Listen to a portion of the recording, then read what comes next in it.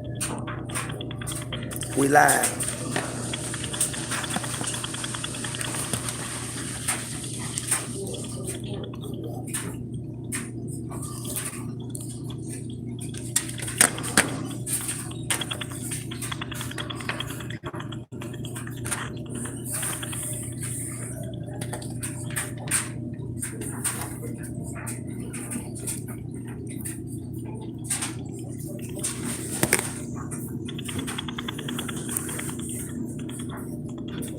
They getting ready to come in now, baby. You heard me?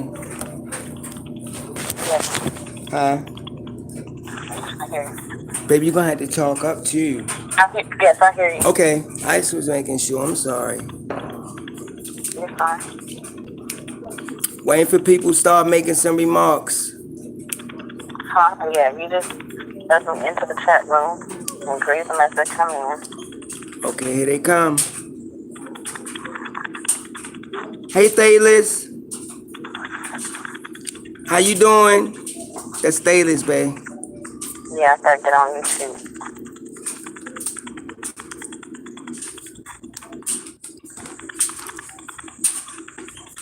I'm looking for Hey, it. Terrain. Hey, Lena. I'm getting on there. Hold on. How everybody doing this evening? Hey, dude from Texas. That's what I'm talking about. I don't see it. The faithful.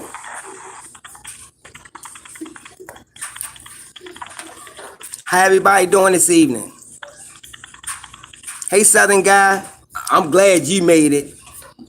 I'm glad you ain't late today. How everybody doing this evening?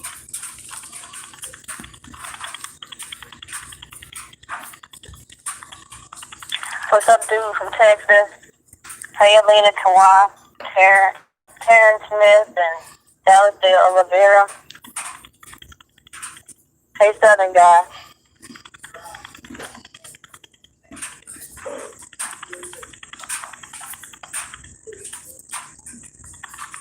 B, you want to give him a few, since these are the only ones in here so far, you want to give him a few updates on what we got coming up in the next couple of weeks as far as eyewitnesses and stuff like that? Yes.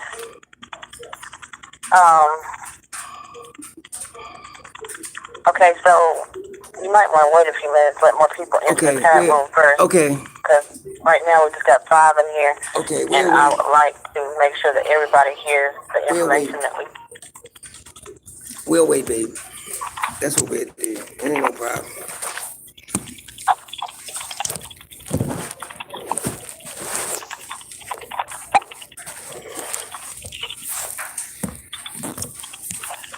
Everything's well with us. Dude from Texas, glad to see y'all showed up tonight. Ask them, can they hear you good, babe? I think they can, because dude from Texas responded back. Dude from Texas, can you hear me? Can y'all hear B good?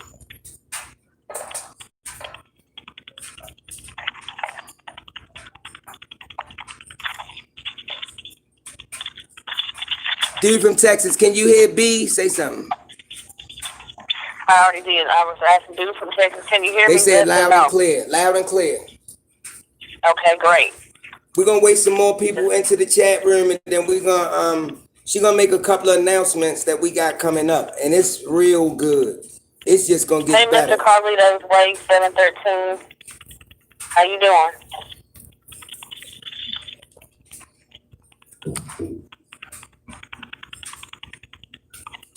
Thanks, Southern guy.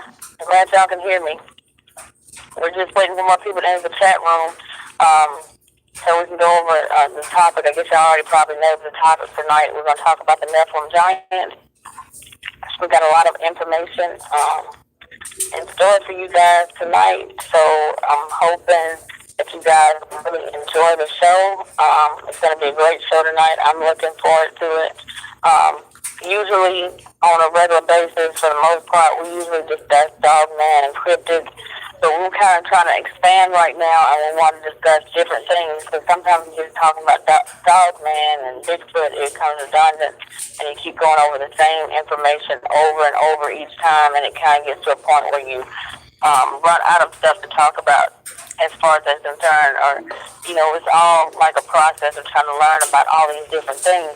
So we've done a lot of research and done a lot of pulling of information to be able to bring the information that we're going to discuss with y'all tonight. And we're going to be trying to do a whole lot better as far as bringing information to you when we talk about it. A lot of times we'll bring up different issues and different subjects that we're going to talk to you guys about.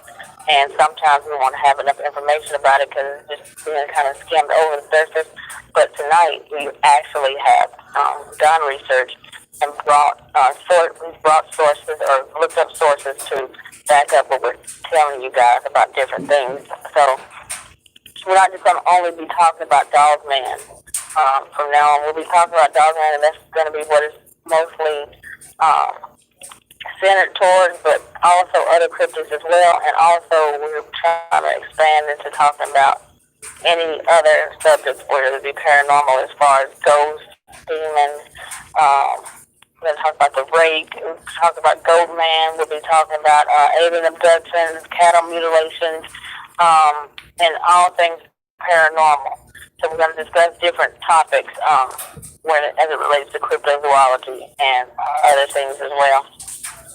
Yeah, and also, go ahead. We're going to be bringing a lot of information to y'all. So, and any questions that you guys have, like we will be reading those questions that you have throughout the interview tonight, or the live tonight. So if you just guys, whatever you have, just post it here in the live chat, and we'll respond to your questions and comments later. Babe, it's some more people just joined. Christine joined. Hey, Christine.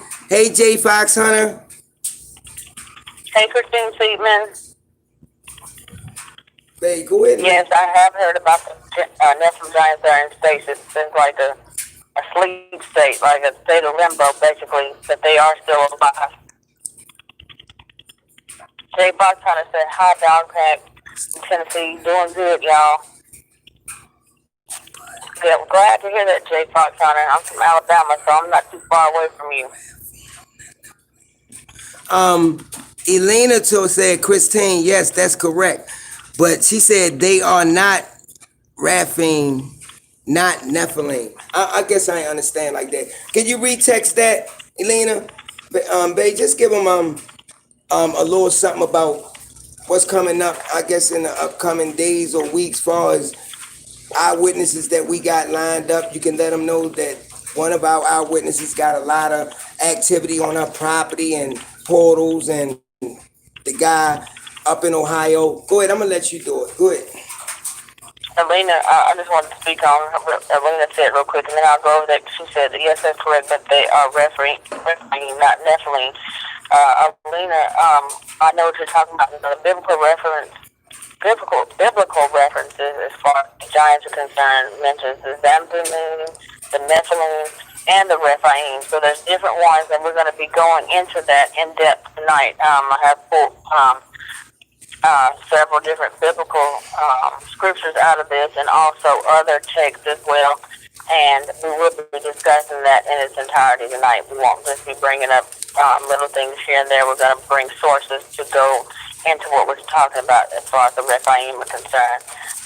And as far as the giants are concerned, like the History Channel has talked about them, we know that the Bible calls them the sons of Anak in different scriptures throughout the Bible. I know Genesis 23:2, Joshua 15:13, Genesis 14:5-6, Jeremiah 47:5. And so we're going to go into all of that tonight. We're going to bring up several different things that we have on this, in addition to talking about the giant Kandahar, which was a situation that happened in Kandahar, Afghanistan in 2002, where there were several different military soldiers who came up against this red-haired giant that they seen in Afghanistan in the cave. And I do have information on that, so we will be discussing that tonight. So we will go into all this discussion tonight with you guys on this. As far as announcements are concerned, in the next couple, I know on Halloween for sure, we're going to have Bobby Ashterstain. Bobby is a member. What is she a member of, Marvin? The Virginia, the Northern Dogman Project. Northern Dogman Project? North American or is it Northern? North America, yeah. Yes, Bobby Answerstein, she is a fellow member of the Doug Pack, and she is a subscriber to Marvin on YouTube, and she is a part of his research, North American Virginia Dogman Project. North American Dogman Project. And that is with a group of other researchers as well, in addition to Bobby, Marvin, and Rick. Bobby will be on the show. Bobby will be on the show on October 31st on Halloween, and the Halloween special that's going to be on this live stream will be talking about all things as far as paranormal, ghost hunting. Bobby has been a ghost hunter and researcher for over 30 years, so she is going to be on the Halloween special on Saturday, October 31st, discussing that's going to be good. Yeah, it's going to be really good. She's going to be discussing ghost hunting information. So that'll be really interesting. So that's just another twist on it. So any of the encounters or sightings or incidents, experiences you guys have with ghosts and the paranormal, demonic visitations, any of that kind of stuff like that, sleep paralysis, feel free to send those encounters to us on Messenger at Hezekiah Allen or even on the Doug Pack page if you feel comfortable enough to share your encounters there, or if you want to send them on Messenger by email to Marvin, then feel free to share those encounters also on the page. And if you want to contact Marvin directly, you can contact him on his Messenger at Hezekiah Allen. Yeah. Or Maniko Allen, just contact him and give those encounters and leave your phone number and information for him to contact you back. Hey. So we won't just only be talking about Dogman and Bigfoot. We'll also be talking about all these different things. That way you guys all have a platform to talk about anything you want to discuss. And let them know about the eyewitnesses, babe, in the next couple of days or week. Okay, they messaged you on Messenger, so you just let them know what they told you tonight. I got a few eyewitnesses just called me. One is coming from out of Eastern Shore, Maryland, and one is coming out of Ohio. And the one that's in Maryland says she been having heavy Dogman activity on her property. We talking about Dogman, we talking about portals, the whole nine. And she says she really scared. So what me and B gonna do, me and B gonna interview her, and we're gonna talk to her. And what I might do, I guess in the next week or so, get a couple of my team members and go down there, maybe set up some cameras and just to see what we can see what we can get. Now, the eyewitness that's coming out of Ohio, he said that he got some encounters with these creatures that's with these grays, these entities. And I have heard them in the past from some eyewitness saying that they see them with these small gray aliens. So he said he had encounters when he see these Dogman creatures, that he see these aliens too. So I think that's gonna be real interesting. I did get to talk to him tonight, me and B. But we got interviews set up after the live with other eyewitnesses. We weren't gonna have enough time to fit him in for tonight unless we don't get in contact with her. So we're gonna interview him tomorrow. Now, mind you, these eyewitnesses will be coming on the show to share their sightings and their encounters, and maybe the next week or so, because like I say, we really booked up through October. We're trying to make this a real great, and we have started a PayPal account. You can go on the page and check that out, because we're trying to raise some money so we can get better equipment, so we can make better streams and make better live videos. So y'all can go to the page and check that out. Even though I love what I'm doing, and I've been doing this off my phone for 3 years, and I'm the type, I really never asked for nothing. I don't know. I guess it's because I let my pride get in my way, but this ain't just for me. This is for all of us.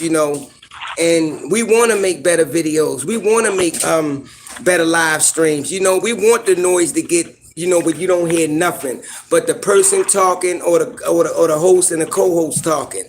And that's what we doing now. That's what basically the PayPal was set up for, that we can we can try to raise money to get some equipment, and whatever we get, y'all go on this journey with us. Y'all going on this journey with us. It ain't just me and my co-host. It's all of us. We a family. We one. So we just trying to get to a point where we can make better quality live streams and videos. So that's basically it far as these far as the eyewitnesses that we got coming up, through the month of October.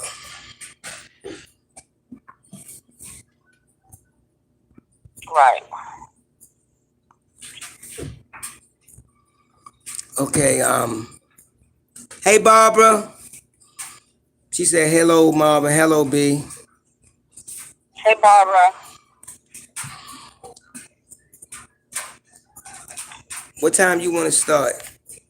We can start now. I guess some people, it's 30. Some people might have went out or whatever. So if you want to start B now, we can start now. And it's yours.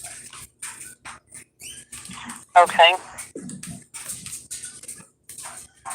Elena Kawan said, Marvin, it would be awesome if you had an interview with Dark Waters. Elena, we had an interview with Dark Waters. It was like the second, was it the first or the second live stream that you did? I think it was I want to say the second. It might have been the first, though.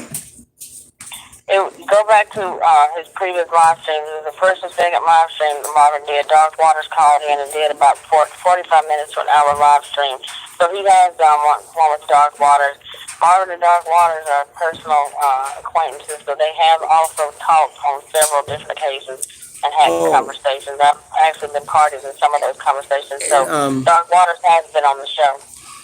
And another thing, I have talked to I have conversated with Kurt Stokes, and he told me that he was he was proud of what I accomplished in just a short matter of time, and that he been saying that a lot of people was trying to get him to come on this podcast, but after talking to him and going back and forth, though, he said that when he do start doing them, though, he said that he'll make me first priority. So that really means a lot to me, when somebody else that's in this field recognize your work and your passion for this subject. Exactly.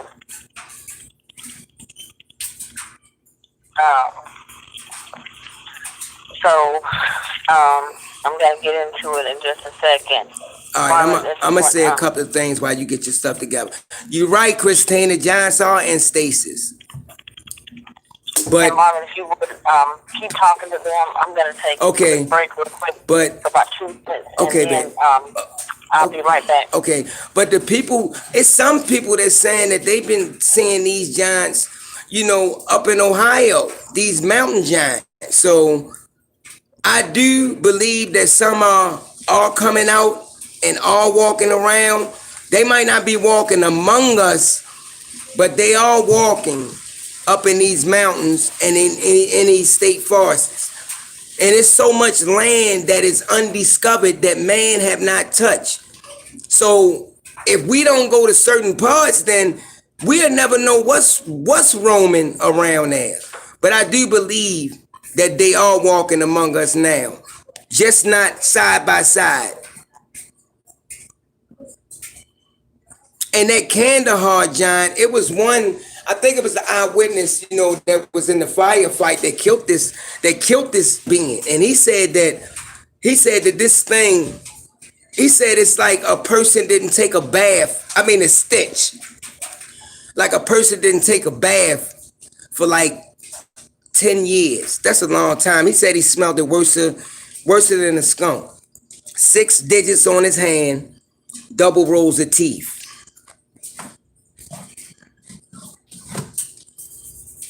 Yeah, dude, from Texas, they are big. They are huge. They come in all sizes.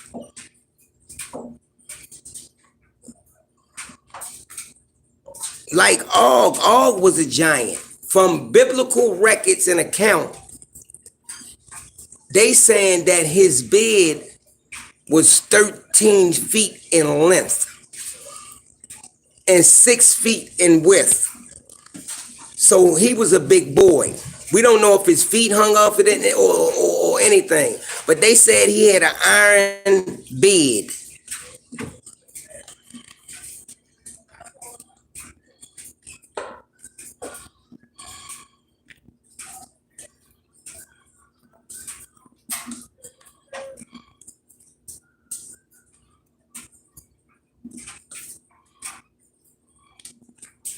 So it's a lot of things we don't know about these giants. We can come up with all different ideas that we think. You know, that's why we want to discuss not just cryptids, paranormal. We want to cover everything. We want to do something that ain't no other platform doing. That's why every week we're gonna come up with a subject, and we're gonna talk about whether it's a week of cryptids, you know, a week of paranormal. You know, we do a week on UFOs and aliens. A week on we're gonna do what ain't nobody else doing. You know, we're gonna keep it interesting. Hey, Jared.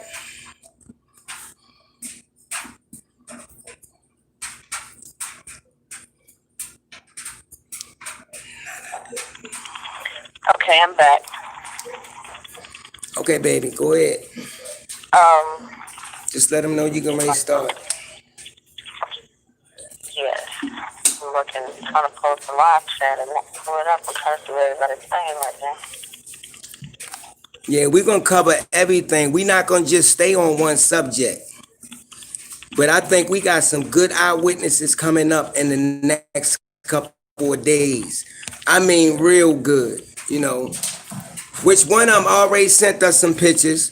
But when we get everything that she gonna send us and we finish interviewing, we'll ask her if it's okay if we can share her pictures to the group.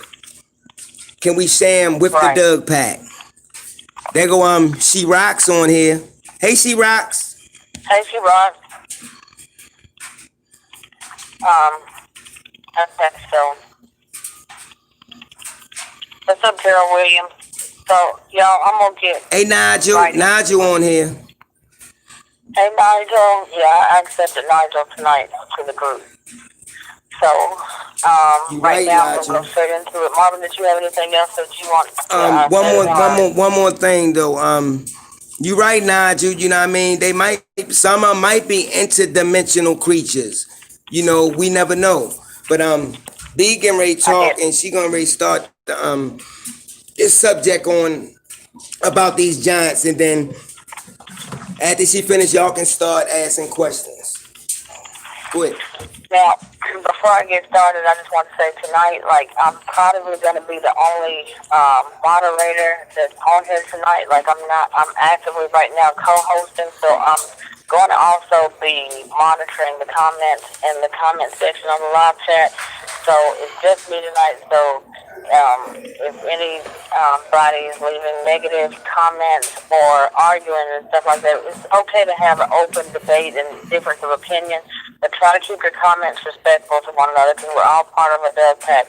One person might feel like they're fallen angels, another person might feel like they're ancient aliens, another person might feel like they're demons. Whatever you feel, be respectful of other people's opinion of these creatures, because like I said, at the end of the day, we all have an opinion, and it's okay to have an opinion. It's okay to have a difference in opinion. So let's keep our comments respectful of one another, and let's not disrespect or any of that. We're not accepting of that. All those comments like that are negative or disrespectful towards other members or subscribers will be deleted. We all family here. So please try to remain respectful. And with that being said, like I said, I'm the only one here tonight. I know not Christine, but Jennifer Christensen, she's usually here to help me moderate, but tonight she won't be able to make it. So y'all just try to remain respectful. One more thing, baby. What you supposed to be a moderator too? Because I just made her one. Candy Girl, is she here tonight? If Candy Girl is here tonight, or if she shows up, then she can moderate. She should be blue. When she show up, she should be blue. Go ahead, baby. Stage is yours. All right, y'all. So we told you we're going to put on a good show for you guys tonight. We're going to start looking up information, not just kind of bringing up stuff here and there. We're going to start looking up information on the things that we're talking about. We'll talk about the giants spoken of in the Bible and also throughout other religious and ancient texts throughout history. And specifically right now, I'm going to bring up the giant of Kandahar as it relates to today and our day and time. The giant of Kandahar incident happened in the year 2002. So I'm just going to read off of this website that I put this information off of. It's called the X Planet, and it references L.A. Marzulli and Steve Quayle, which are very reputable in the community as it relates to Nephilim Giants, Genesis 6 Giants, and aliens as it relates to that. So this article is called The Witness. Steve Quayle, and so this is basically me talking about this encounter right now. So I'm going to read it to you guys in its entirety, and throughout, after I get finished reading this to you about these Nephilim Giants, I will also be bringing other ancient texts and also scriptural texts as it relates to giants and the Nephilim and the Rephaim and all of that. So I'm going to get started. This is out of an article called The Witness. Steve Quayle spoke of an occurrence still classified by the U.S. government in his popular radio show, Coast to Coast. Now, this is not Steve Quayle's radio show, Coast to Coast. I think Coast to Coast was by George Noory and Art Bell and all of those things. I think that started like in the 90s when they had that radio show. But it says classified by the U.S. government in this popular radio show, Coast to Coast. The events allegedly happened in 2002 on a desert part of Afghanistan when a U.S. Army squad went missing. The Special Ops Task Force was sent to find out what had happened, and the soldiers walked along a ragged, mountainous trail until arriving at the entrance of a large cave. Pieces of broken U.S. military equipment and gear were scattered all around the clearing. The task force was about to enter the cave to explore its recesses when a 13-foot, red-headed, six-digit, double-toothed humanoid emerged and attacked them. So that's 13 foot, 6 digits, had 6 fingers and 6 toes. And it came out and attacked them out of that cave. According to the witnesses, the giant pierced one of the soldiers with his long spear, killing him. Before the rest of the squad could take him down, shooting at his face for 30 seconds straight. The body of the giant was packed and loaded into a helicopter and transferred to a secret location in the U.S. for study. Based on Steve Quayle's story, L.A. Marzulli succeeded in identifying and interviewing one of the members of the task force who actually saw and shot the giant of Kandahar as the event became to be known. The soldier said that his squad on searching the cave had come around a gigantic humanoid with a thick red beard and long hair of the same color. Inside the cave, there were remains of human bones, leading the military to think that the creature was a cannibal. One of the soldiers was impaled by the weapon. The giant wielded a long spear or lance during the 30-second shootout. It took that long to kill the creature. 30 seconds to kill this creature.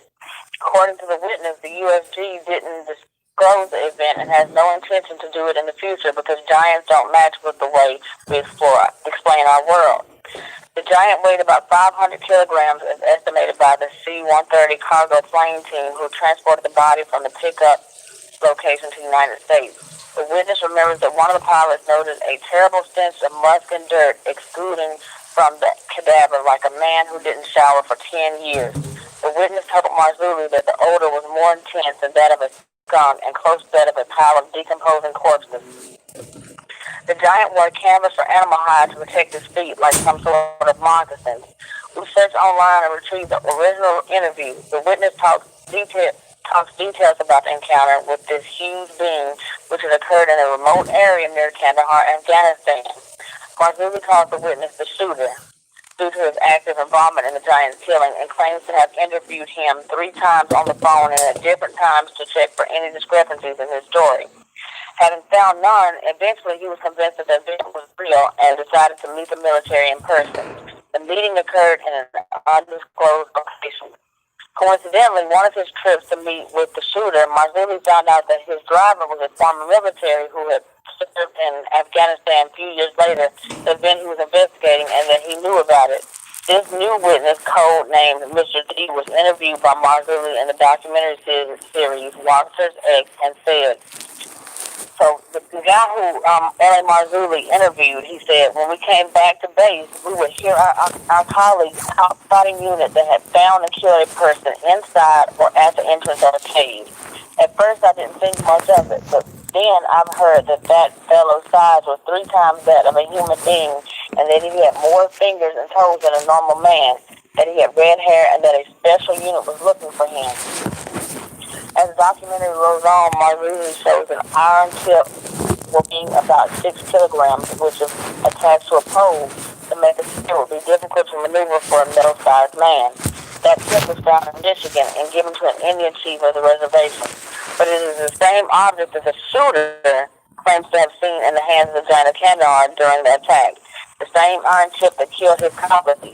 In the video, the shooter is called Mr. K and is introduced just as a worker. He confirmed that he was serving in Afghanistan in 2002 and that his unit had been called for a rescuing mission of another unit which had gone missing in a remote area of that country. So remote, he says, that they had to get there via air with a 4-kilometer distant flight. Mr. K's unit is deployed on a crest of a plateau which was marked as one of the checkpoints where the missing unit should have reported his position. Since they left the base, the soldiers were wondering what could have happened to that unit. They thought of an ambush, but that sounded weird because even in that case, there's always time to send a message to the base. In this case, no stress call had arrived. No signal had been sent. So this rescue unit is on the ground searching for tracks, and while descending the slope, they see a trail. They follow it. After a curve, they see the large entrance of a cave surrounded by rocks, which is another weird thing, according to Mr. K. He doesn't elaborate on that, though. Several cracked bones are found among the rocks around, but no identification from their observation point was possible. However, together with the bones, shattered pieces of radio communication devices, U.S. military equipment were clearly visible.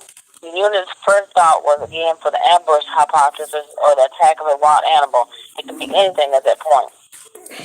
The entrance of the cave had a clearing large enough to host the unit. However, the soldiers were standing at a lower level and a vertical wall of rock separated from the clearing. The soldiers distanced themselves, assuming the anti-ambush stance. When something leapt out of the cave at a speed that caught the task force by surprise, it was a human being at least 12 feet, most likely 13 feet tall. It was a monster, says Mr. K, red beard, scarlet red long hair covering his shoulders. And Dan, one of the soldiers, runs toward him, firing his weapon.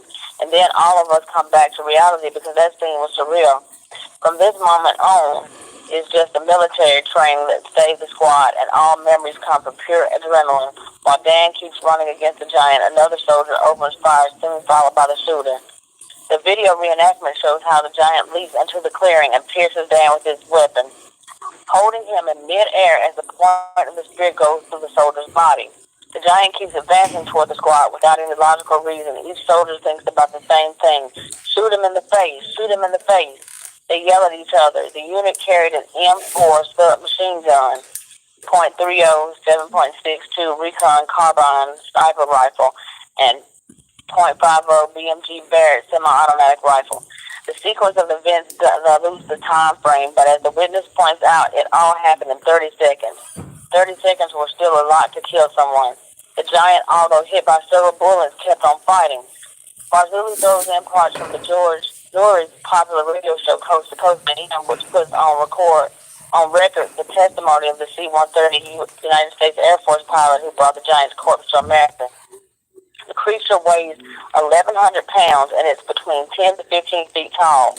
It was killed by multiple gunfire shots, it seems, in a cave in Afghanistan. Before dying, it attacked our men and could have also killed someone. It was a very, very bizarre story. It sounds like the tale of the Nephilim straight from the Bible, and we must assume that the giant must not be alone. It can't be the only one living on this planet. There must be others somewhere out there. Maybe he had a mate or children. Who knows?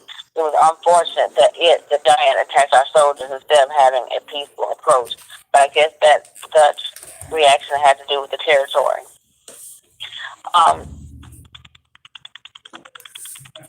In his show, Nuri asked the pilot how many men were in the transport team inside the C-130, and the pilot said 6 men.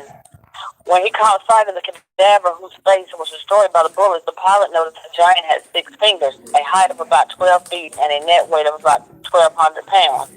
Now, I'm just going to stop right there for a second, because even like in the Bible, it talks about the fact that the giants had 6 fingers and 6 toes. So this encounter happened in 2002 in Afghanistan, and this is another confirmation, and I'm not trying to push any narrative or my religious beliefs or anybody else's religious beliefs about what the Bible has to say about giants, but it does confirm and say that the giants had 6 fingers and 6 toes. And in this encounter in 2002 in Afghanistan, it's saying that it's noted that the giant had 6 fingers. It had 6 fingers, a height of about 12 feet, and a net weight of about 1,200 pounds. At this point, Marzulli goes back to Mr. K's account. He remembers that when it was all done, the giant lied dead on the ground. They checked Dan, but he was already dead. Why this had to happen, the military asked, still in shock. Before leaving the area, the 9-line that is the request of evacuation and medical assistance had been already sent. But suddenly the task force receives a new code, and a helicopter shows up, rising vertically from the ravine below the clearing. It doesn't arrive from the sky and discharge some hauling nets. The orders are to secure the giant inside the nets. After that, another helicopter arrives. The Chinook choppers have enough power to fly at a medium altitude, and only the large crafts can fly over the mountains in that area. It was impossible to move the giant off the ground by hand. It was too big, and it had a terrible stench, worse than the skunk, like a cadaver would remain outside for a while. When the helicopter took off with the net hooked up onto the signal that was sent to the headquarters with a large, potentially human creature. Then they asked him, "How did you feel after that traumatic encounter?" Anger, obviously, for my dead companion, but not only that. In their final report, the soldiers are ordered to lie to tweak the orders of the event in accordance to what their superiors told them. So this is like they're talking here about the fact that those soldiers that were there during this incident that happened with the giant of Kandahar, the soldiers were told to lie about this incident. And if y'all just think about the fact of how we talk about dogland encounters and Bigfoot encounters, the government and the military often come in and threaten people, men in black as we call them. They come in and tell them to lie about their encounter. They tell you you've seen a bear or you've seen some wild animal or some unknown animal, and it's covered up, just like this situation is covered up. And it goes on to say that Marzulli asked Mr. K to describe the giant one more time. And he said it had 6 digits on his hands and feet. And his nails were weird because they had some fungus-like bulky things on them, and their edges were irregular. Hold on, I'm just trying to make sure, because there's a lot of information on this page, and it's a whole lot. I don't know if I want to go over all this. What I will do is I'll post a link to this so y'all can watch the video on the page. On YouTube. I'll post a video on the page so y'all can check it out. But the link for this gives a lot of extensive information on this Nephilim giant that they found that was there in Kandahar, Afghanistan. Just ask them, because I'm not on the live chat right now, just ask them if they want me to continue reading this or if they just want me to post the link later, because it's a lot of stuff here. Because if they want to just check the video out on it, then I would rather just let them check out the video on it. Do y'all want B to post the link on the page so y'all can check it out later? Or do they want me to continue to read? Or do you want her to... They said yes. Or do y'all want her to read some more? Or just go on... Or do they want me to go on to the information that Yeah, go ahead and do that. They say yes, you can post it. Hey Barbara, hey Vintage, Barbary. do they want me to post They the said video? Barbara said you can read some more. So go ahead. Okay. Okay. Let me see.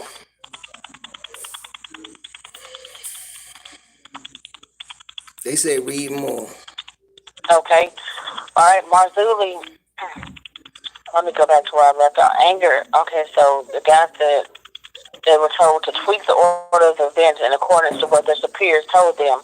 And L.A. Marzulli asked Mr. K to describe the giant one more time. And he said it had 6 digits on his hands and feet, and his nails were weird because they had some fungus-like bulky things on them, and their edges were irregular. The special unit is placed inside the Chinook chopper, and the 2 crabs go base to base for the briefing. On that occasion, the soldiers are ordered to sign a paper in which they committed to not disclosing any details about that event, on top of falsifying the final report. So not only were they told not to talk about it, ordered to sign a paper in which they committed to not disclosing. So they decided a non-disclosure agreement. I'm not talking about what they've seen. The reason why the shooter decided to break the silence is because he believes that the people have the right to know what's happening on our planet.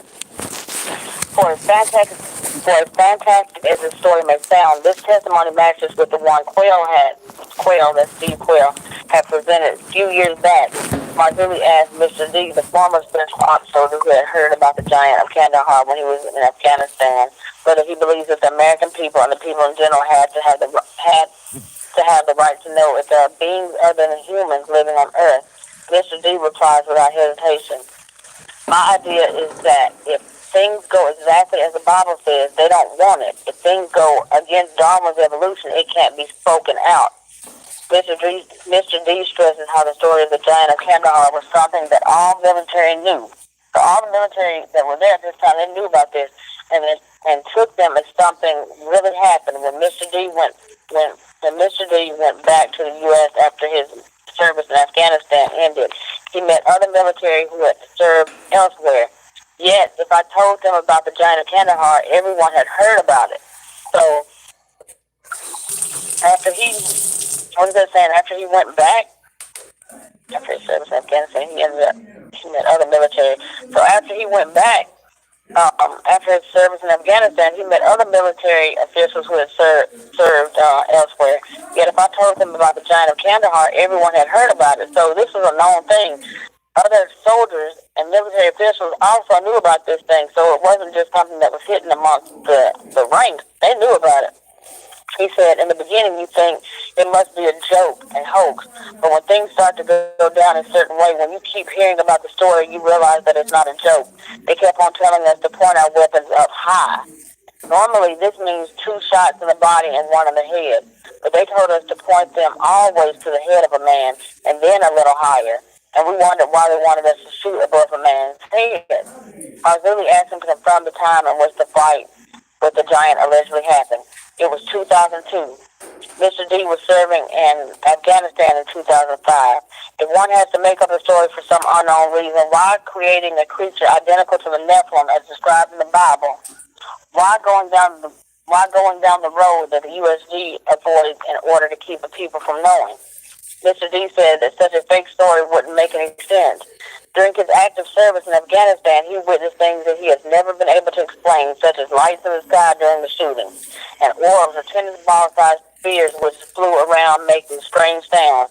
The man had similar experiences in Iraq as well, near the Hadifa Dam area, when he was on duty in the underground prisons below the dam. He tells how the prisoners kept on screaming about a terrible feeling that haunted the place.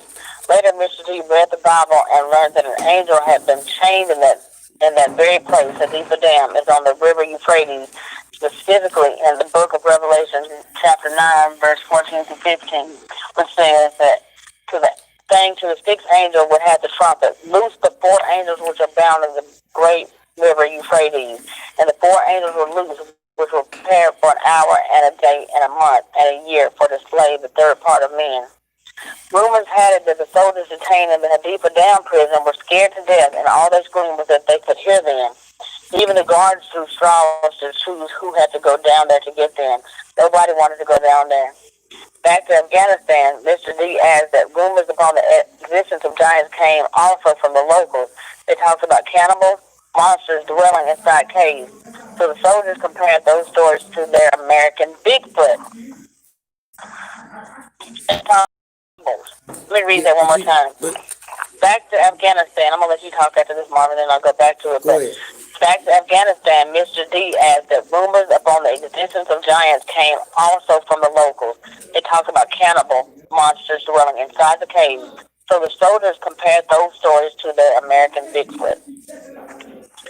I'm actually almost through with this article. Let me just read this. No, go ahead. Go you ahead. Want to say anything about that?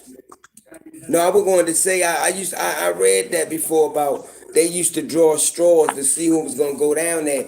Even the prisoners said that they would hear all these weird sounds down there, and it's crazy because it's already was in the Bible, and these people are actually hearing this stuff. And just to let y'all know, I'm almost finished reading this because it's kind of long, but it had a lot of information on this, and I'm almost finished. I only got like 5 more paragraphs to read on this. But it says, so 3 different witnesses who don't know one another, Quail's witnesses and L.A. Marzulli witnesses, Mr. K and Mr. D, reported the same event. And y'all keep that in mind what I just said about the fact that those U.S. soldiers compared those stories to the American Bigfoot. Keep that in mind, y'all. Mr. K and Mr. D reported the same event. The giant of Kandahar was a true event. Mr. D had no idea that the shooter, also known as Mr. K, would have been interviewed. So these are 2 different people who were interviewed at 2 different times. They didn't know each other. But it says the most interesting thing about him is the type of training he was given in case of a fight inside a cave. So they have been given training in case something like this happened inside the cave. So U.S. military, basically, what this is saying is they already knew that these creatures existed over there in these caves, and they trained them for that, but they didn't tell these soldiers what they were being trained for. The background for that training was that the Afghani rebels hid in caves. So they told them that Afghanistan rebels, like regular human beings, they're hiding in caves, and that if a shootout occurred in there, the U.S. military had to point their weapon above the head of an adult male. After firing the first bullet at the head level, who were or are the Nephilim. So, did you want to say anything about that? Oh no, baby! I'm just saying you can go ahead. I mean, I think it's an interesting, but that's what they said though when they had the firefight. They said they training kicked in, and they was just telling them other soldiers to aim higher, aim for the face, aim for the head. So that's what they did. That's how they took that creature down. Because you got to think, what if they didn't shoot that giant in the face and in the head? He might have would have killed all them because they said they never seen something so large and so heavy and huge move as quick as he did. Yes. I remember hearing that too.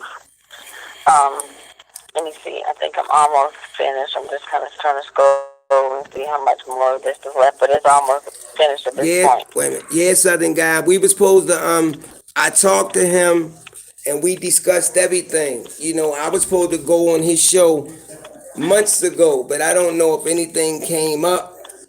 But he never, I think he texted a few times.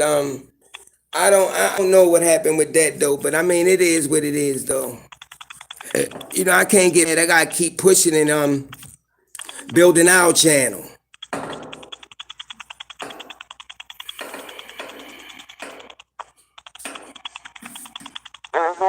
Love you too.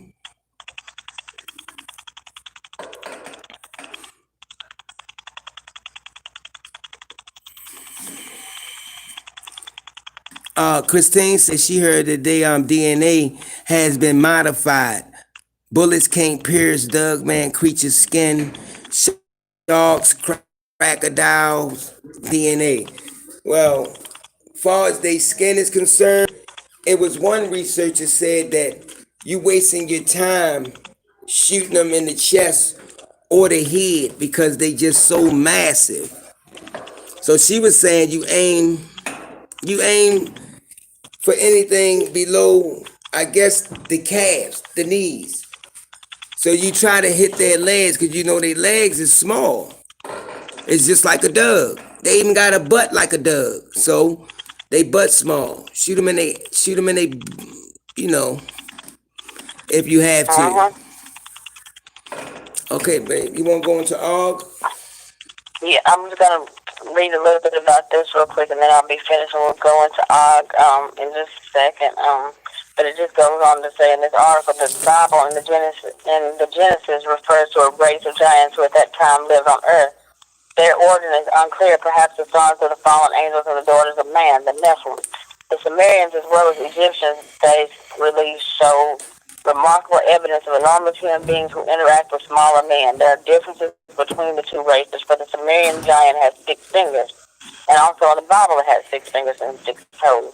In order to control the 2 additional digits, a brain should have a different structure, either larger or more complex, or both. All would indicate that those giants should have possessed a peculiar intelligence.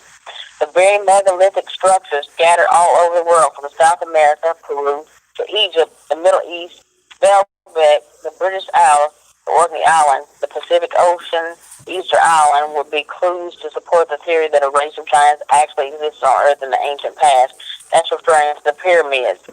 And to this day, they still can't figure out how the pyramids were built, because they say that our largest machinery, our largest bulldozers and equipment that we have to this day can still not create buildings or structures as perfect as those are today, and they don't have the ability to carry stones of that weight, right, of that size, right. And they can't even figure out how those stones were transported to where they were transported to, because the stones that are there today, those we call those pyramids that exist, they have no idea how they came to be. Right. And they're saying that those, even like the lines in between each stone for those pyramids, they say that it's thinner than a paper clip. Right. That none of the masonry we have today even competes or compares with that. Right. Let me say something, B. And like you said though, far as these bricks though, they said our machines from this time today couldn't even lift one of those solid rocks, because some of them weigh 20, 30, and 40 tons. Now, I talked to an eyewitness in the UK, and Bendy Hindi, she from over there, B, and she said she lived right up the road from Stonehenge. Now, mind you, Stonehenge rocks, it's no quarry around there where these rocks came from. She said there's no way these rocks could have just got on the island. So how did these rocks get on there? How? It's different things how they said giants put them there. Okay, but still though, how did giants get over on this island though? That's the thing. And you would think a boat would have to be really leveled for you to even carry these big, huge rocks that probably weigh 80 tons.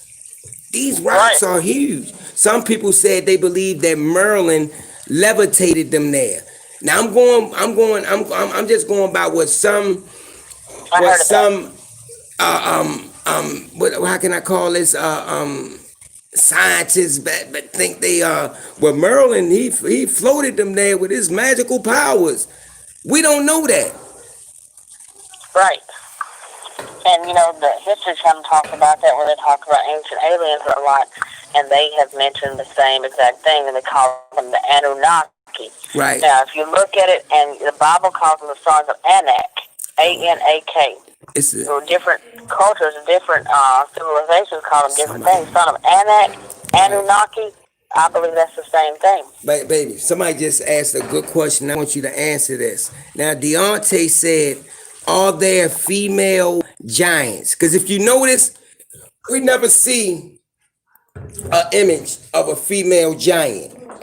So we want to know, are there female giants? Well, I believe that there probably were. I know that the Bible leaves a lot out about that, and I know other scriptural, or not scriptural, or ancient texts also, majority of the time, they talk about males. So that we we can only speculate and say that we know about males, but we don't know if there's females. I'm going to assume that there were females too, but I would assume that those Nephilim or giants were also having female offspring as well. Right, but the thing is though, baby, if giants, if they, well, we're gonna say angels. We don't know how large these angels was that the fallen angels when they had sex with the women of earth. I'm sure they wasn't no giant. They created a race of giants. So I guess that by their divine, whatever you want to call it, and a female's DNA created these large, these large beings. But another thing, and I'll be glad I know you can maybe talk about it too, as far as we know his wife wasn't a giant, because when we was talking yesterday, he said that he could take her bracelet and put it on his pinky finger. So we know she wasn't tall. Right. So you said she could put. Can you repeat that? He could take her bracelet from off her wrist and put it on his pinky. Right. I read that as well. Was that in the Bible? Huh? Yeah. It was. And one more thing, baby, I was gonna say, okay, when you talk about these giants, because we know it was different. I guess it was different tribes of these giants, and we was talking yesterday. Moses killed off the last of them. That was what, Og and them. Yes, I think I read that. That was in, yeah, I do know that. I do have several different scriptural. I'll bring that up too, that I'm going to have to pull that up. But, yeah, Moses and them, they did kill off a bunch of them. And one more thing, babe, when you was talking about the pyramids and stuff like, if you look at the face of Ramsey, if you see how precise it is, the edges and everything, it couldn't have been they couldn't have had no tools back then to do all this, because some of them look like it was cut with a laser.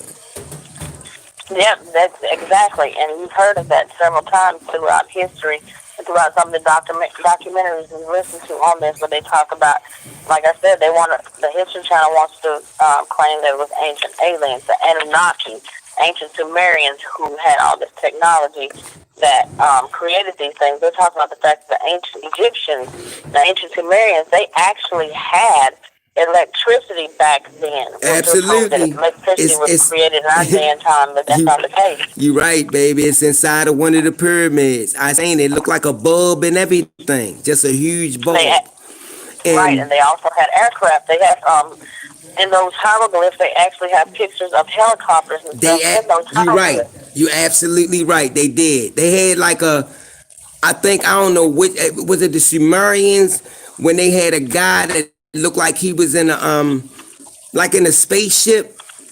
He had the suit on and the helmet. Now, another thing, baby, if you look at the hieroglyphs in Egypt, if you notice this, and I just recently noticed it, if you look at the hieroglyphs and you see the king, do you see how large he is compared to the servants? I think you're talking about Gilgamesh and the Epic of Gilgamesh. No, I seen that too, but I'm saying if you look at some of the writings, some of the hieroglyphs in Egypt too, that you can see that the king was it was way larger than the servants. Yes, and I want them to look, when y'all get a chance, y'all Google and look up Gilgamesh. Gilgamesh was depicted as a giant, and Gilgamesh was holding 2 lions. He had one under each arm.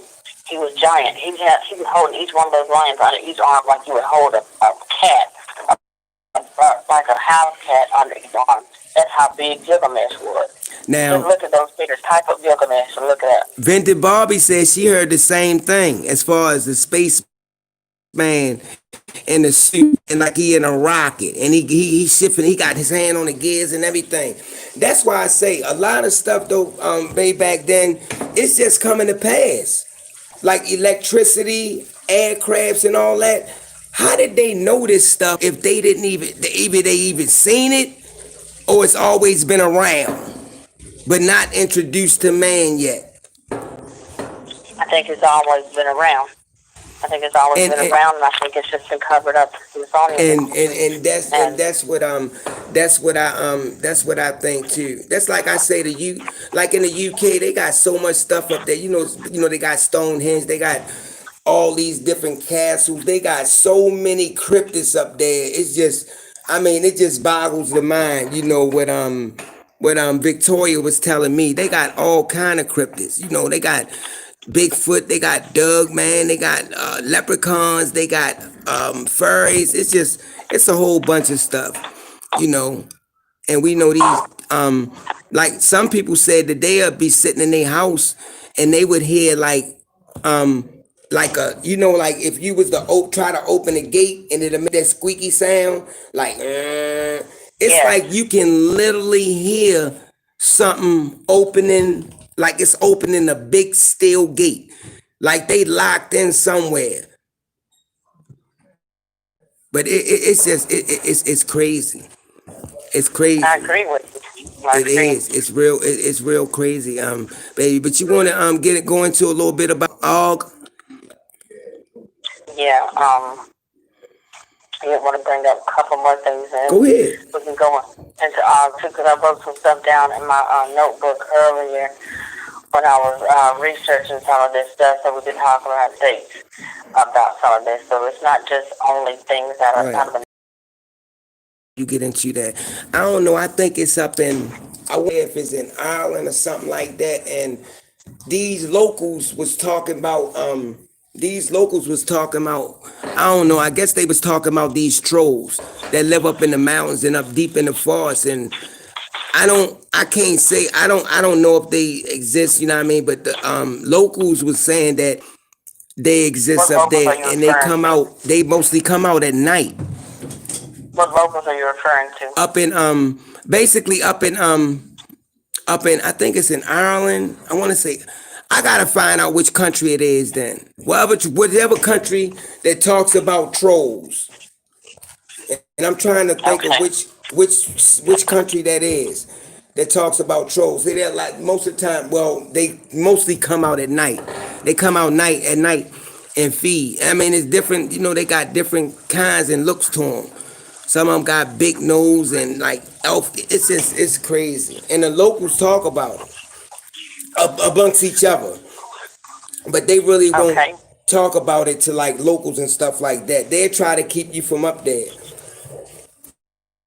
Oh, she said Bigfoot is concerned the same as they do as far as anything else that doesn't fit their storyline as far as the evolution. I mean, as far as the evolution theory and the theory of Darwinism, if it goes against that, they're going to cover it up. And anybody who, and I'll let you talk, but I was just going to say the Smithsonian Institute has also covered up a lot of stuff. They have a lot of this information and a lot of these proof and evidence along the lower levels or basement or lower levels of these museums and stuff. They have this stuff down there that people don't know about. Go ahead.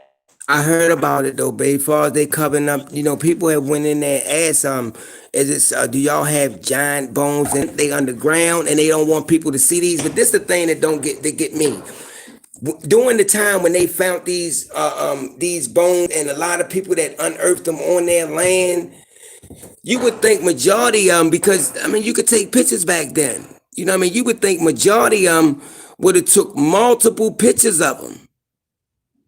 And there have been. There's been several cases of that all over the United States and all throughout the entire world. There's plenty of evidence and pictures, skeletons and skulls and bones and all the ancient battle axes and everything else, the weapons they had at that time. Yeah. Those things have all been documented. There's pictures, video, there's all that evidence, but it's just not to the mainstream public who know about this.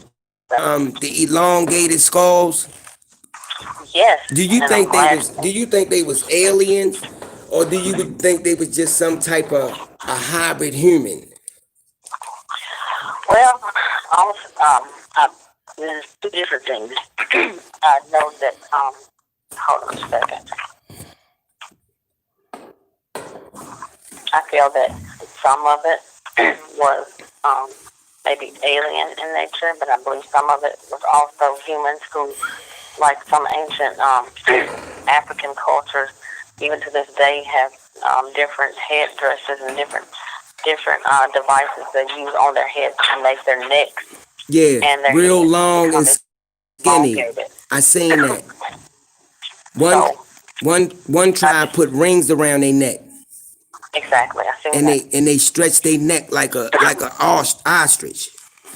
Right. It's I believe that I mean that's yeah. crazy. But they say you can elongate your skull though with that Yeah, wrap or that head wrap. Yes, I believe that, and I believe that the ancient Africans, which all this stuff happened over there in that area of the Middle East, which we call it the Middle East today, but back at that time period, like we call it Africa, but even the Africans who live there today, they don't call it Africa amongst themselves. Wait till you hear this. Jared Williams said, my grandfather saw a mermaid killed and witnessed the Smithsonian took her body. He said Gerald this Williams happened said when that. he was when his grandfather was a little boy. He seen him, Who I said that? guess, he said Jared said his grandfather saw a mermaid killed and witnessed Gerald the Williams? Smithsonian, and witnessed the Smithsonian come and take the body. That's why I say And go ahead. well, I love that because basically I'm on the same article that I've been reading to everybody all this time. I'm on the same article, and the same article speaks on it, not about mermaids, but it goes on to say North America has a peculiar trait insofar as the prehistoric cultures are concerned, an element called UPT, or unique physical type. It is a series of giant humanoid skeletons with hyperextended cranium, which is we were just talking about, the elongated skulls. Right. So there's a series of giant humanoid skeletons with hyperextended cranium, extradental structure, double or triple rows of teeth, directly found inside the tombs or cemeteries of a Diva Hopewell archaic sculptures and complicated rituals of the Southeast. It is common nowadays for the alternative history researchers to tell how these beings were found between the XIX and XX centuries. Historians, antiquarians, and archaeologists have collected data all over the U.S., even though the largest concentrations of these UPT remains are in the Ohio River Valley and along the Mississippi River. There are many cases which bear evidence of this from written records still available within municipalities of counties and cities to internal and external communities carried out by the Smithsonian Institute. So that speaks on what Gerald was just talking about. One thing I wanted to say real quick, babe. Now, when you talk about far as remember we was talking about, I think it was on the last live we did, and we was talking about, okay, we know these people ain't just wake up one day saying, okay, I'ma draw this and I'ma call it a mermaid. No, they didn't. These things that these people had to see, or they know these things been around for the longest. You're not gonna draw something and make it look just like it. It's impossible. It just ain't happening. Oh, I woke up one day and I drew this and you drew it just like the way it look. No. You know, even today, ancient African, not just ancient Africans, but Africans today, when it deals with deliverance and exorcisms and stuff like that, they often talk about what do you call it, water spirits or mermaid spirits, or the things when it comes to anything, and they actually give offerings to these water spirits. They often talk about these things, and even the Bible talks about the fact. I can't remember exactly where it is. I'm gonna have to Google and look it up. But the Bible talks at one point, both of them happen to the earth and the earth and under the earth, and even the inhabitants of the sea, because the devil has come down to you with great wrath and fury. So, what you have to wonder when he's like Gerald was mentioning mermaids, he talks about the inhabitants of the sea. That's not talking about under the sea. And like I said, you got these people in African culture, even to this day, who believe in water spirits and Orishas and ancestor spirits, and they actually get offerings and worship them, still believe in to this day. We call them mermaid spirits, water spirits. Nephilim, proof of some of the Nephilim bones and skeletons and stuff that have been found. It says in May 1841 in Franklin, Kentucky, several skeletons Joe Davies County, Illinois. A series of burial mounds are open after years of excavations. And after years of digging, and a pit is found at center that had to be dug about 70 centimeters below the original ground level. The bones found in the pit belonged to a race of giant stature. The skeleton had been buried in a sitting position with his legs stretched toward the center. And then in Kandahar Valley, West Virginia, the skeleton of a man at least 8 feet tall is found. After USG takeover of the American archaeology in 1900, I think that USG is the United States Genealogical Society take over the American archaeology in 1900. The American academic world to a critical line of total denial for the existence of such anomalies. And then the race of giant or Nephilim is the first race mentioned in the book of Genesis. The origin of the word Nephilim is defined as giants, but some translate it as those who have fallen. The earliest versions of the Bible, however, indicate Nephilim as giants. The Nephilim's nature is further complicated by the ambiguous definition found in the book of Genesis 6:4. There are indeed two different interpretations upon the origin of this race. You go ahead and you say Okay. what you want to say. Now listen to this, baby. Let me see who wrote this article. Okay, Dark. We did talk about this. Right, we did bring this up last week. They also call mermaid sirens. Yeah, when they want you to see them. So these experts will never find. Yeah, but a lot of times they say when you go looking for these things, you're not gonna find them. 9 times out of 10, why you think people been out for 20 years in a row and ain't seen one? Well, I've been out searching for Doug Man and Bigfoot for 30 years and I never spotted one. All I heard I guess, certain people. Now, some people might catch a glance when you see a Bigfoot running across the road because he's trying to get to the other side. But I mean, actually going in the woods and searching for these creatures, a lot of I think it's true though. Well, what's interesting about this is the fact that those United States soldiers coincided this or compared those Nephilim giants, the way it sounded, the way it smelled, and the way it looked somewhat to Bigfoot here in the United States. So it's very interesting to look at it. And you know that here in the United States, some people refer to Bigfoot as mountain giants. They talk about how their stench smells, but how their stench is like the worst smell you could possibly imagine. So you take that into consideration, and the massive amount of strength and supernatural abilities that they have, even down to the sound that they make. Absolutely right. That's why I say it's so much stuff that we don't know on not just giants, but all these other creatures. That's why one researcher said that all these people just sit behind a desk and be like they know more than the next person know. But you've been sitting there behind the desk, whether it was 30 years, whether in the beginning you was just there with a pen and a pad. Years later you got a computer, but you know everything. You don't know everything about these creatures that's out here. I mean, you don't know. We know Doug men eat meat. How do we know that they don't eat plants or something every now and then?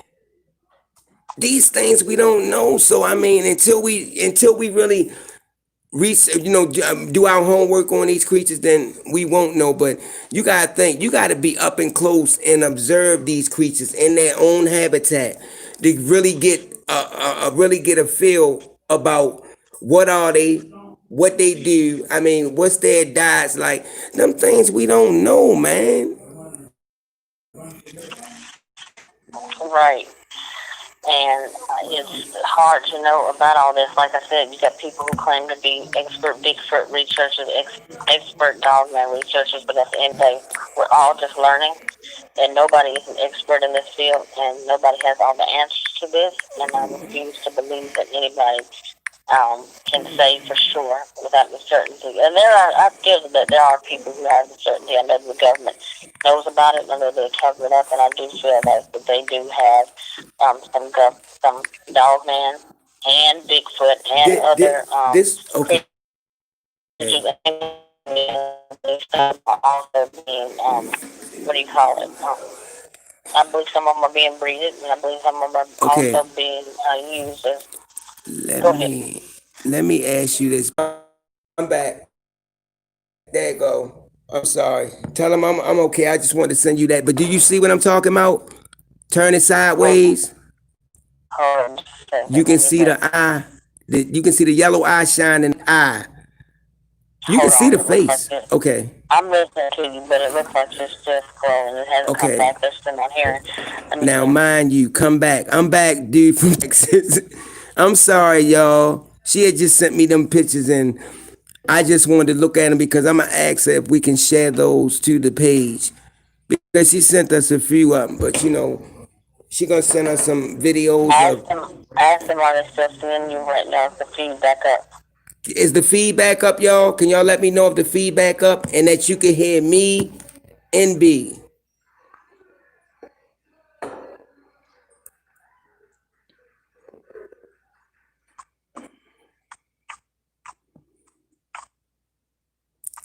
I don't know about that one. Yeah, they back. They back. Okay, thank y'all. What you think of that picture? Hold on, I'm looking. Hold on, I'm trying to pull it up. You had it. No, I'm trying to see it came through. I sent it. Let me see. I'm gonna ask her, can y'all see the if me and B can share y'all with y'all. But she said she got a lot of activity on our property, so when we interview her later on tonight, if we can, I'm just take some of my team down there. We're gonna What is she? You see the first one? Turn it sideways. You can see the face. The first one? The brown one. Okay, I'm looking now. Turn it sideways.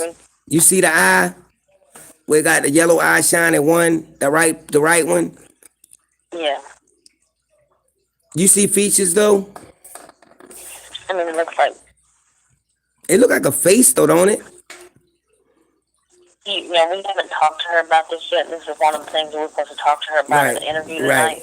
To discuss with her exactly what's in these pictures, because when you see the picture that I might look at in a picture and I see based on pareidolia and stuff, sometimes I might see something one way and it may be completely different than the way somebody else is seeing it. All right, what about the second one? Pictures that I've taken, people have seen something completely different than what I've been sharing.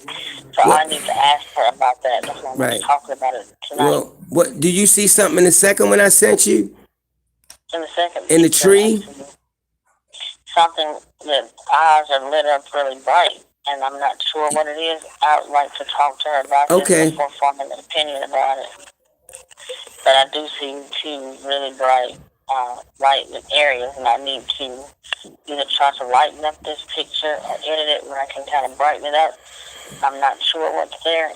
I don't know what she's trying to convey because she did a really large circle, so I don't know if since she did such a large circle, I'm not sure what she's trying to convey here. We're supposed to talk to her tonight after this live stream is over with, so I don't want to make any speculation and share it with the public until after we know what's there. Because looking at this, if we share this on the page, nobody's going to know what they're supposed to be looking at. Right. We don't even really know You're right. Once she can narrow it down and say, okay, right there, this is what this supposed to be. So I feel you. But I mean, she just I'm not discrediting her. I believe what she said, but I just need for her to explain. She sent me something, and I'm gonna share it with you when we finish the live, though. Well, she said something, and I'll share it with you when we finish the live. But I think once she explains to us, she'll let us share them on our page. We don't have to share all of them. We can share them over a course of time. Yeah.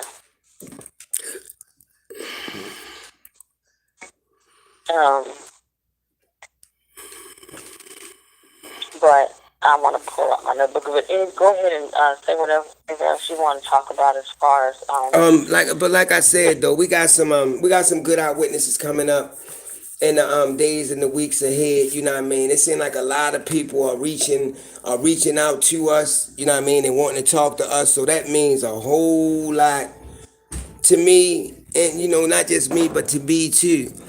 And like I say, we're a family here. You know what I mean? We doing this together. You know what I mean? It's not my channel. I might have started it, but it's not my channel. It's our channel. We're a family. And this is a place when we can all come and be ourselves and don't be judged. We can come here and talk about a werewolf running around. We can come here and talk about a 12-foot humanoid creature we just seen. We can come here and talk about, oh, I just seen a goat walking on its back legs. We can come here and talk about rakes, Jersey Devils, Lizard Men, Toad Man, and don't forget Possum Man and Raccoon Man.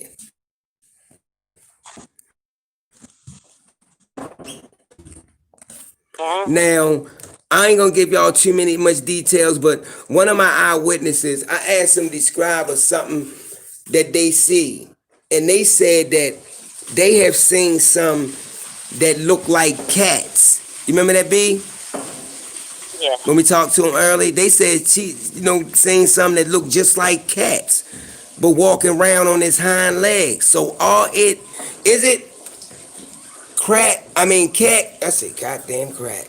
Is it cat cryptids out there? Do y'all think it's possible that it could be D from Texas? Yeah, that was funny though. Do y'all think it could be a feline out there with features of a cat, a lion, however you want to put it, panther, tiger, that could walk on his hind legs, just like a Doug man? Dude from Texas, we know Catwoman. But do y'all think that it could actually be a feline cryptid? Give me y'all thoughts. Bizzaway say Gog and Magog. We remember those two giants. You remember them, B? Yeah, we talked. Well, I don't know about. Yeah, I know about Gog and Magog, but I didn't. I know that they were supposed to come around during the end times, and I didn't remember it saying anything about them being giants. But I just knew that they were discussed. I do know that Og was going to be a giant. Well, do you think that they his brothers or any relationship to him? See, this stuff that we don't know from his lineage. They could be from his lineage. I had asked you, did you look that up earlier when I asked you to look up about Og? Because I looked up other stuff tonight about the giants, and that was one of the things I asked you to look up about Og. I looked up about Og when you told me far as his bed, that it was made out of iron and that it was 13 feet long and 6 feet wide.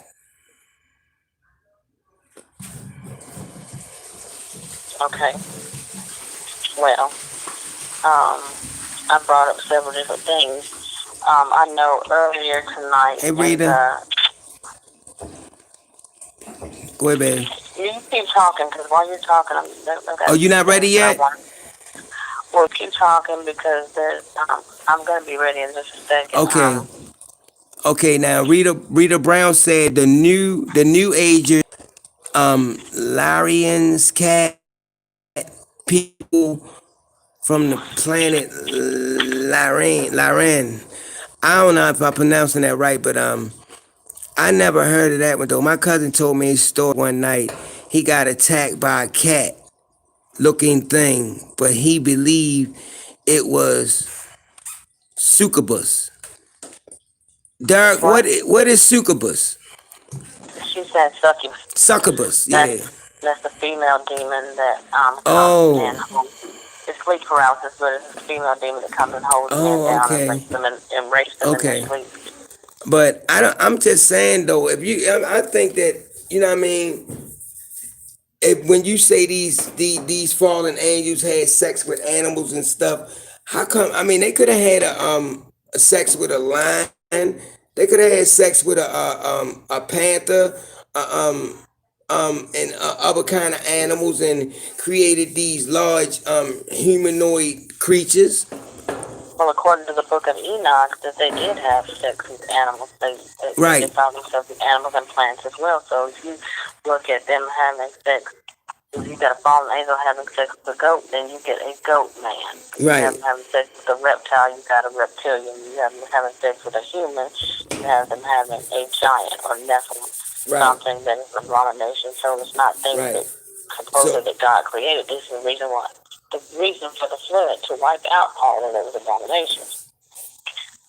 So, as you heard in the article I just read, the things that didn't go along with Darwin's theory of evolution and that doesn't go along with what the script that we've been taught all our lives, spiritually, religiously, or throughout evolution period, it doesn't go along with it. So the Smithsonian Institute and the government of the world go along with this in order to cover it up. Right.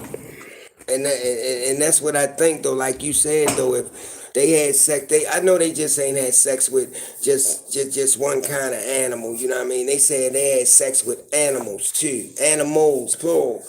So that means they probably had sex with all deers.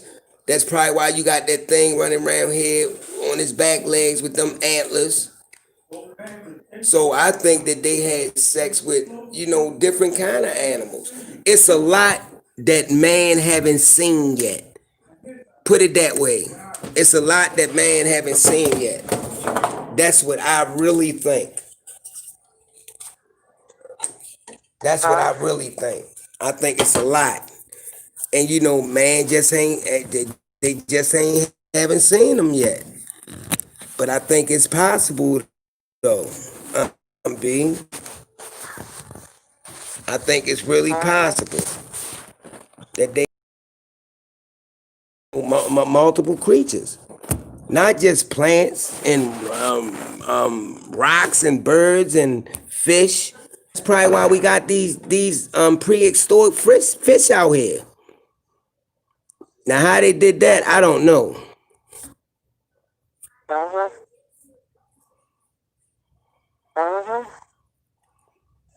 Now, I remember, like, earlier on in the earlier comments, Elena Kawhi says the giants are the Nephilim. She said that they are the Rephaim, not the Nephilim. And as I've been researching and looking through stuff as we've been talking, because I said I was going to address certain things that were talked about. I don't like to just comment on anything anybody says on anything when trying to prove or bring up anything that somebody says, like without having knowledge or proof of it. Okay. She said that the giants are the Rephaim, not the Nephilim. Well, the Rephaim, who are the Rephaim?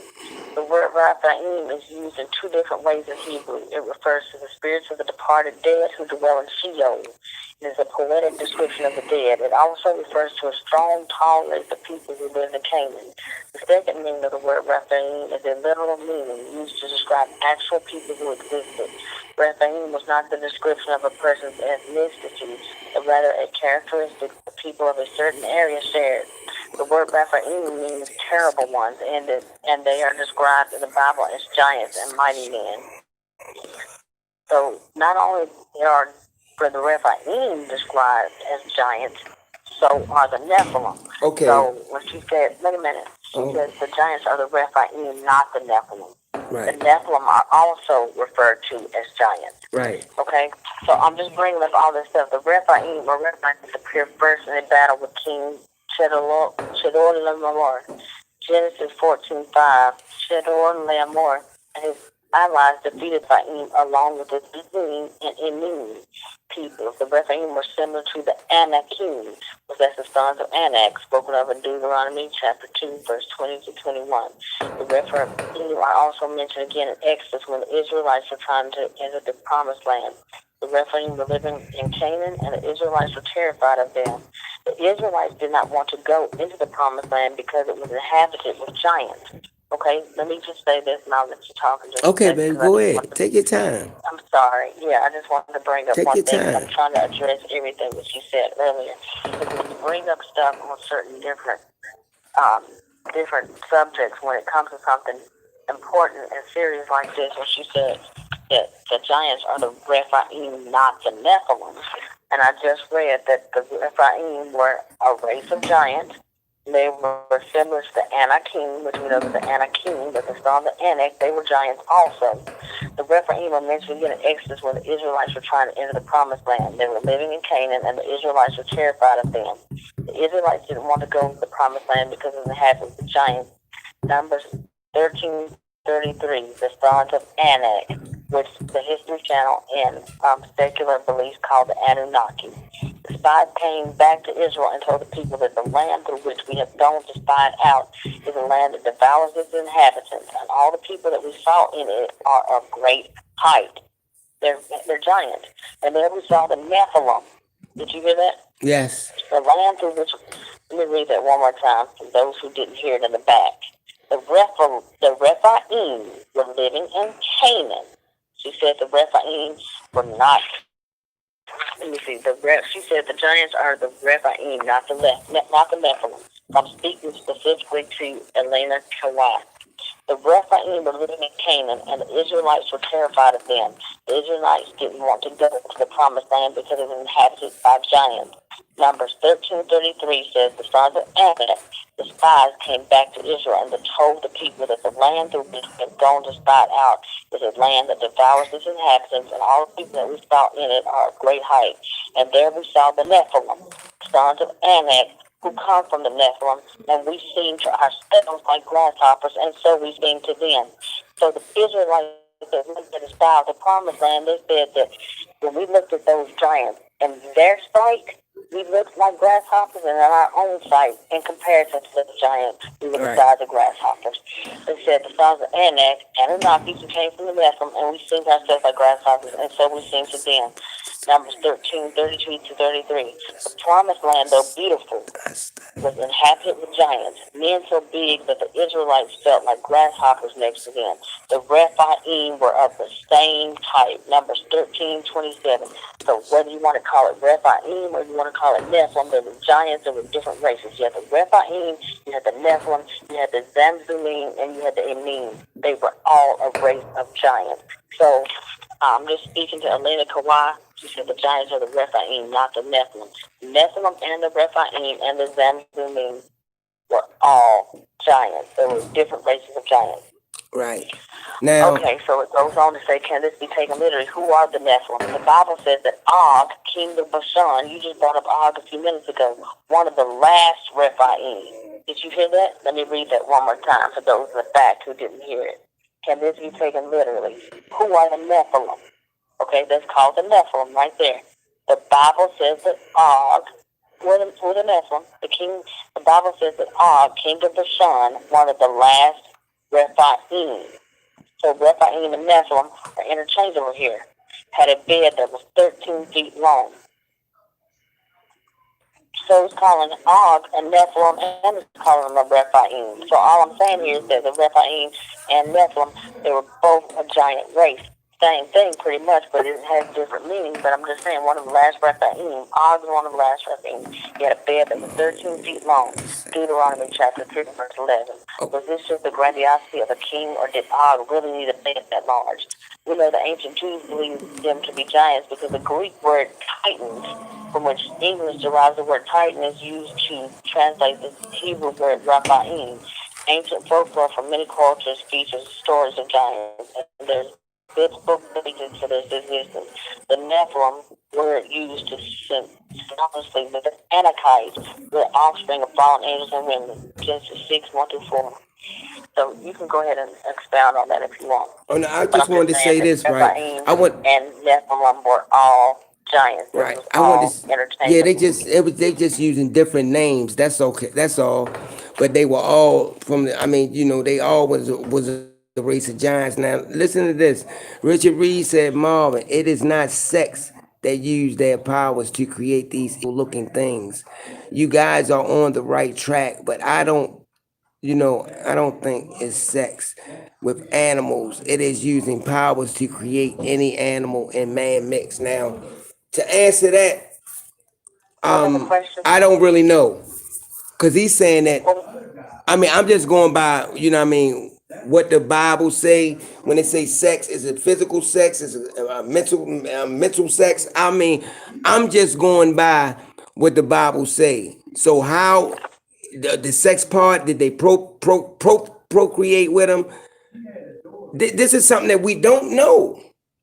well, We what was can his uh, we question can we then? can assume things. No, I'm talking about for Richard, baby, because he say, and then he going to say he been studying this for 4 years. So these things we don't know. So We what was his just question? That's what I'm asking. go ahead.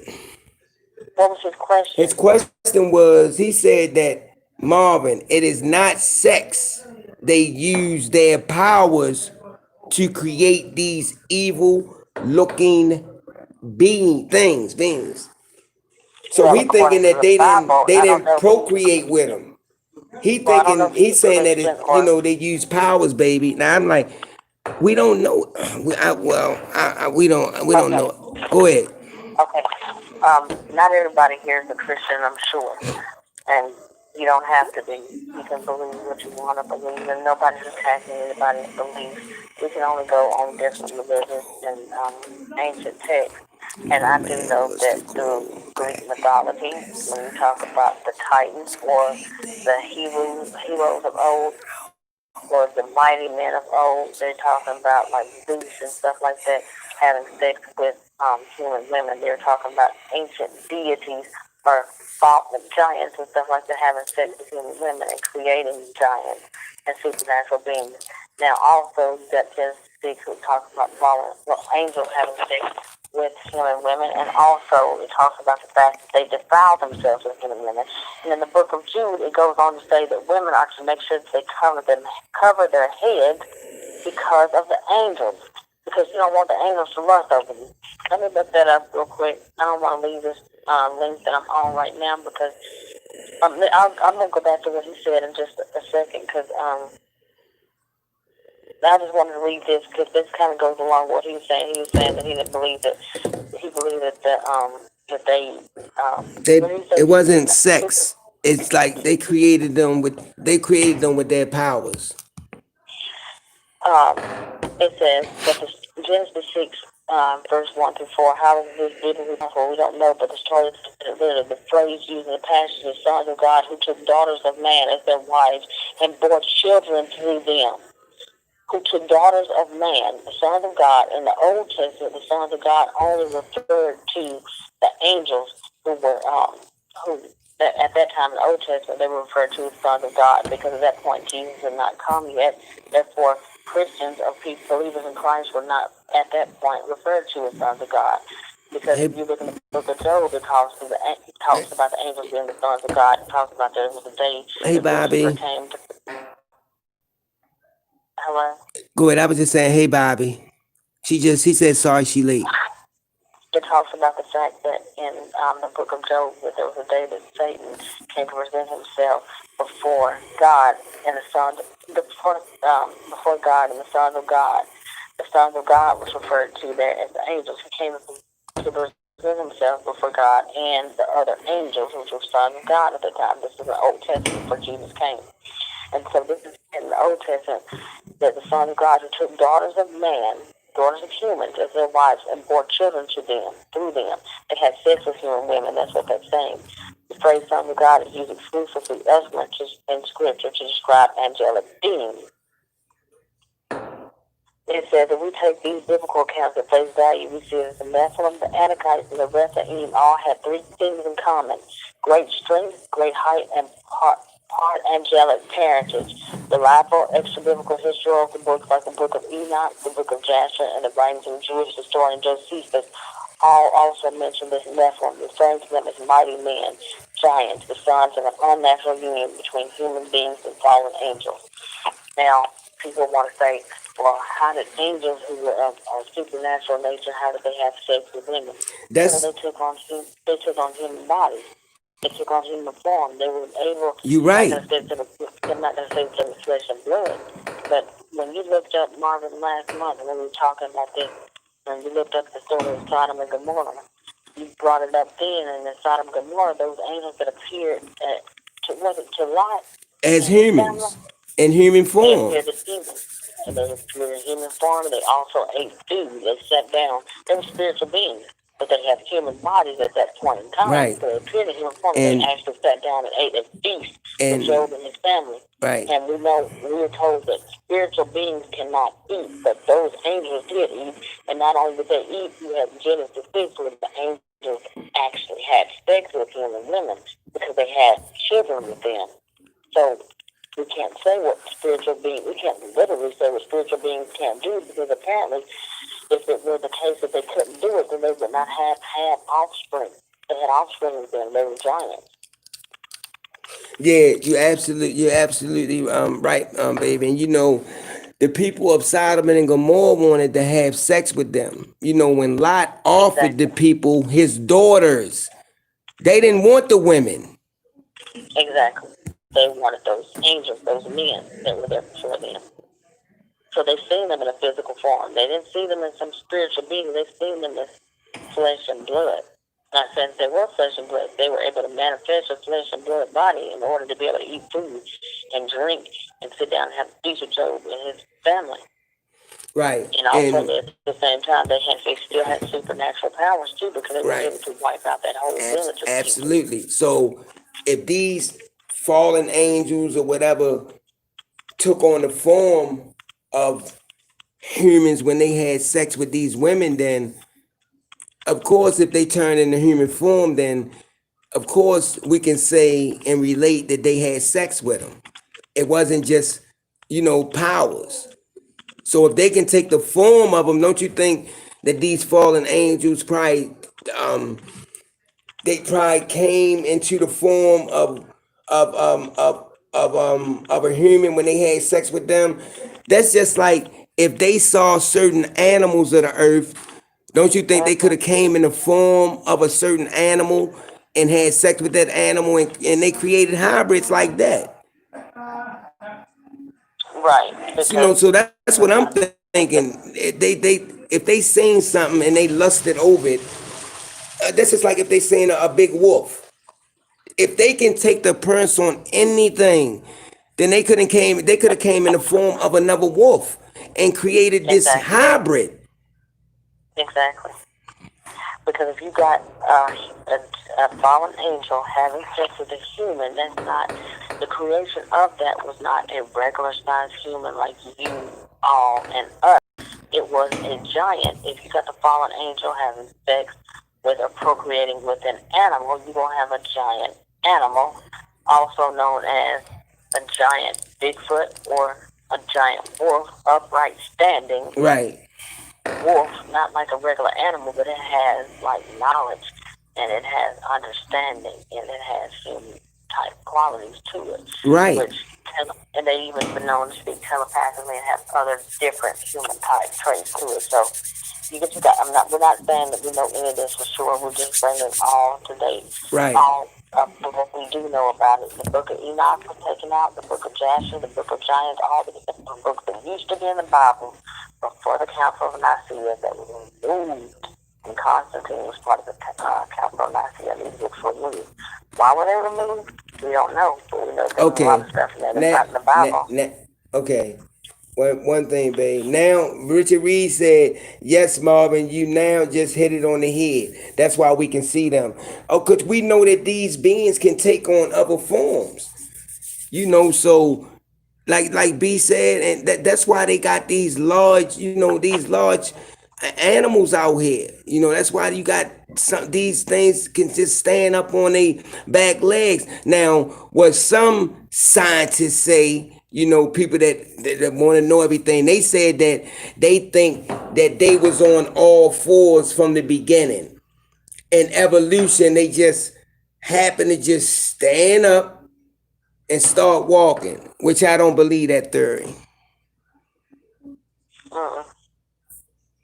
I mean, we know some animals did evolve, like maybe some fish and stuff like that. We know some things did evolve, but I think that the way they was is the way that they always been. So they say the humans evolved from apes, but why are apes still here? Okay, DJ Nuki, okay, Richard Reed, these guys can take on. You're right, Richard, they can. You know, they can take on any form. They can take on the form of I guess a gnat. It's small though, but fallen angels are the ones that were cast out along with Satan. Yep, yep, Rita, you absolutely right. They was. They was. And this is Satan, this is Satan domain. Well, can you speak on what you know of that? Within your religious beliefs, we were told that they would cast out Lucifer, Satan from heaven, and a lot of people that don't know, like some of these books that were taken out of the Bible, don't go into account or the fact of when this all happened. But some of this stuff took place before, not long after Adam and Eve were created. Right. So a lot of people don't know that it was because those angels, those fallen angels, and Satan refused to bow down to Adam, which they looked at as a lesser. Absolutely. That's just like I guess when you read the Quran, it go in deeper and it go into different it talks about the same thing the Bible talks about. You know what I mean? It talks about all the books of the Bible. And in the Quran, it said that, God created Adam, with his own two hands. And he asked Iblis, which is, Satan. Well, first he asked all the angels, he said, bow down to this creation that I created with my own two hands. And the angels did it because the angels have to do what they told. It ain't like you can say, no, it's like they obedient. They got to do what they told. So he asked Iblis, which is Satan. And, Satan said, why should I bow down to a mere mortal that you created from dirt and you created me from fire? So it's different variations as far as the war, how it started in heaven, you know what I mean? But, Satan, he was arrogant. He thought that he was better than Adam. So he didn't think he had to bow down to him because he wanted to be on the equal plane as God. So he was just stubborn and he was cast out. And he took in the Quran, he told God, he told Allah, he said, well, since you have cursed me to the end of time, he said, I'm gonna lead everybody astray that I can. Said he gonna come from the back, the front, and from both sides. And and that's what he doing today. Everybody he can take, he gonna take. But the good thing about that is that we was the only creation that was created with free will. So we got choices. Exactly.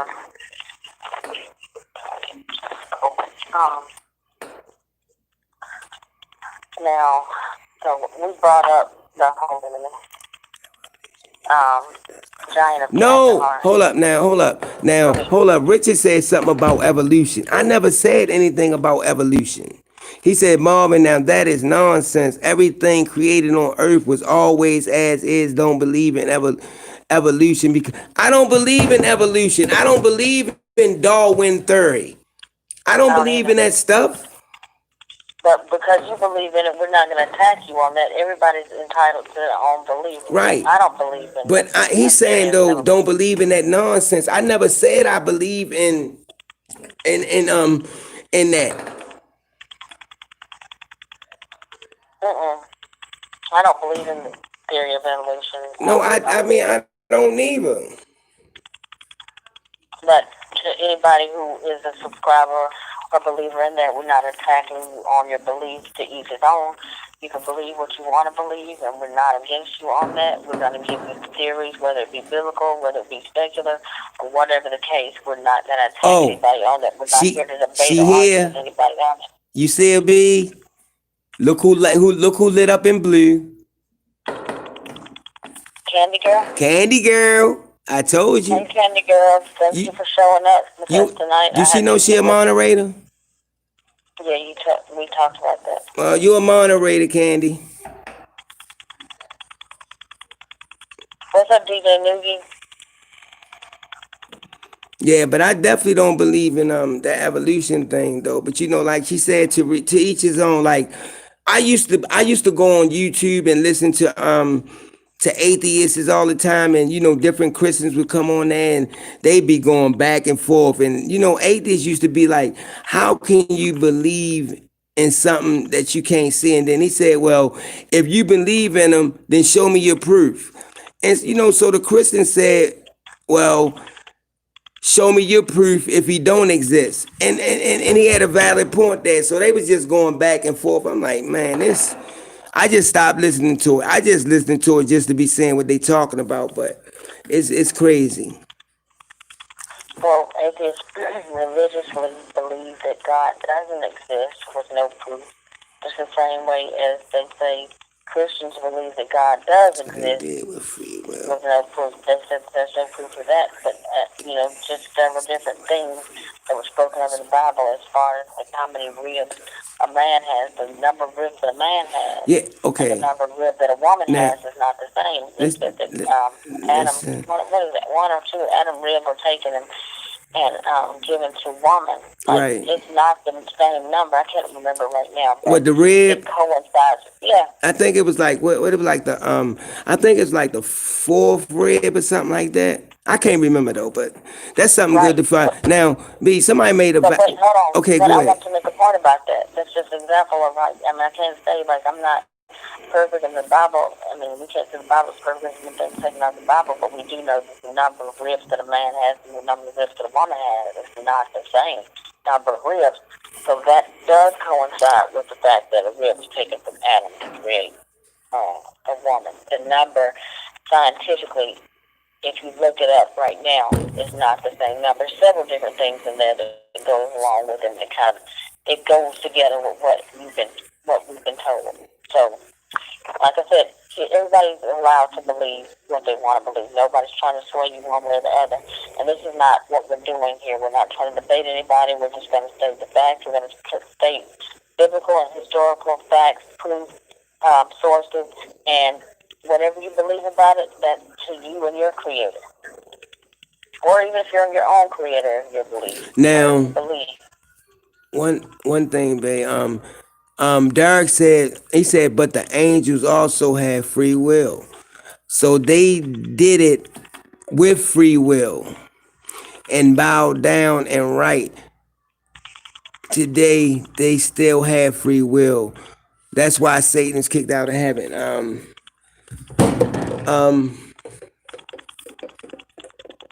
But the only thing about an angel, though, they're not gonna just go around and do what they want to do. When you talking about free will, they're not gonna just go around and just do what they want to do. I mean, whatever God tell them, they have to do. They have to do it. Sure, you had some I guess because of when you say Satan was made out of fire, so I guess it's on a I don't know if it's like they was on a different, because they say angels were created from light, and then you got Satan and his army, they was created from a smokery fire. So when you talk about they got free will, I mean, I'm not saying that you wrong or nothing like that, but do us a favor. Find some information on this and share it with the group. I have it right now. Would you like me to speak on it real quick? I mean, I haven't looked in depth in it, but can I speak on it? Marvin? Huh? You talking about angels and free will, right? Well, I'm reading And this scripture, this article I'm reading is talking about the angels have free will. Scripture tells us that angels are spiritual beings created by God. They have emotions. They worship God. Luke chapter 2:13-14 are intelligent. 2 Corinthians 11:3 and 4. Angels are divided into two categories. The fallen angels that were cast out of heaven after rebelling against God. In Revelation 12:7-9, 2 Peter 2:4, Jude 1:6, and the elect and holy angels who chose to worship God and remain with him in heaven. Mark 8:38, 1 Timothy 5:21. Satan was an angel who, because of his pride, which we know Satan was, we were told it was Lucifer before. But Satan was an angel who, because of his pride, wants to be exalted higher than God. But he was an angel. He wanted to be exalted higher than God. He led the rebellion of the angels who were cast out of heaven. Interestingly, it is from this story that we learn angels do have free will. In the book of Isaiah, we hear him describe his plan continually using the word, I will, asserting his will to make his own decisions. I will ascend to heaven above the stars of God. I will set my throne on high. I will sit on the mount of assembly in the far reaches of the north. I will stand above the heights of the clouds. I will make myself like the Most High. Isaiah 14:13-14. Both the fallen angels and the holy angels have free will. The fallen angels chose to follow Satan, while the holy angels chose to follow God. The holy angels have a choice to sin, just as Jesus did while he was on earth, but like him, they do not sin. Humans also have free will, but unlike the angels, we have been corrupted by our sinful nature. So sin is a part of us. Romans 5:12. Angels do not have this sinful nature, and the holy ones in heaven do not sin. Revelation 21:27. Whether they desire to honor and worship God and do so by obeying him. So angels do have free will, because if they didn't have free will, then they would never have rebelled against God in the first place. So you've got angels that have free will, and they have chosen to fall, and they chose to come down. Have sex with women, they chose to come down according to the book of Enoch and teach them how to do root cutting. That's witchcraft, and teaching them how to do enchantment. Oh yeah, they did. They taught them a lot of things. They taught them black magic and all that. Right. But that was forbidden though. But that's what they did. Right. That's against God's will. They had free will. They chose to do what they wanted to do. They had free will.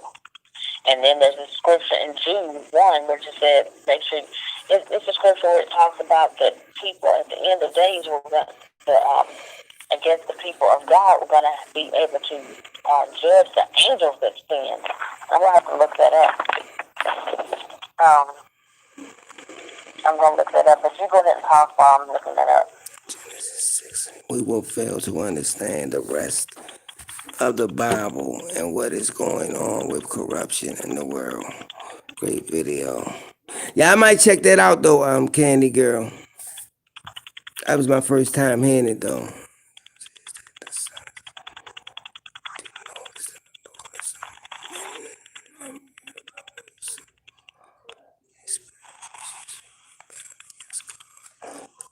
They came into daughters of men. They came into daughters of men and made their offspring.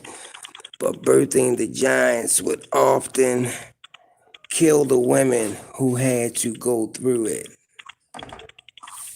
Evidently, they didn't kill the women who gave birth to them. I mean, it don't say that they did. You know, that's something that we don't. I'm sure they gave birth to probably a regular baby, but it was just a giant one. That's all. But I don't think that they just died after they gave birth or nothing like that. Okay. You were talking about angels and free will. Like I said again, like for those of you who are not Christian and don't believe in this, you are entitled to your own opinion, and we're not here to debate or to try to make you believe. Crazy, though. But we're just going off different proof that we have, or different scriptures that we have, just to bring up different things. But 2 Peter 2:4 says, "For God did not spare angels when they sinned, but cast them into hell and committed them to chains of gloomy darkness to be kept until the judgment."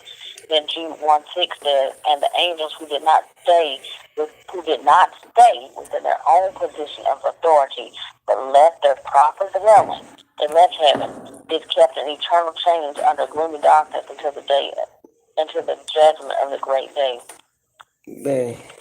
So It's just saying that they had free will. They left where they were supposed to be, what they were supposed to do, what their job was that was given to them. Yeah, that's why I said I wasn't doubting him or saying he was wrong or nothing like that, because I would never do that. You know what I mean? I just said that far as I guess far as free will, I'm talking about far as having it like I guess as humans have. What's that? I mean, just the free will that we have. You know, I Yeah. guess I was basing it on that. You know, I wasn't telling him he was wrong or nothing like that. You know, No, I wasn't because going against nothing. I was just, I'm sure the ones in heaven. You know what I mean? They just don't.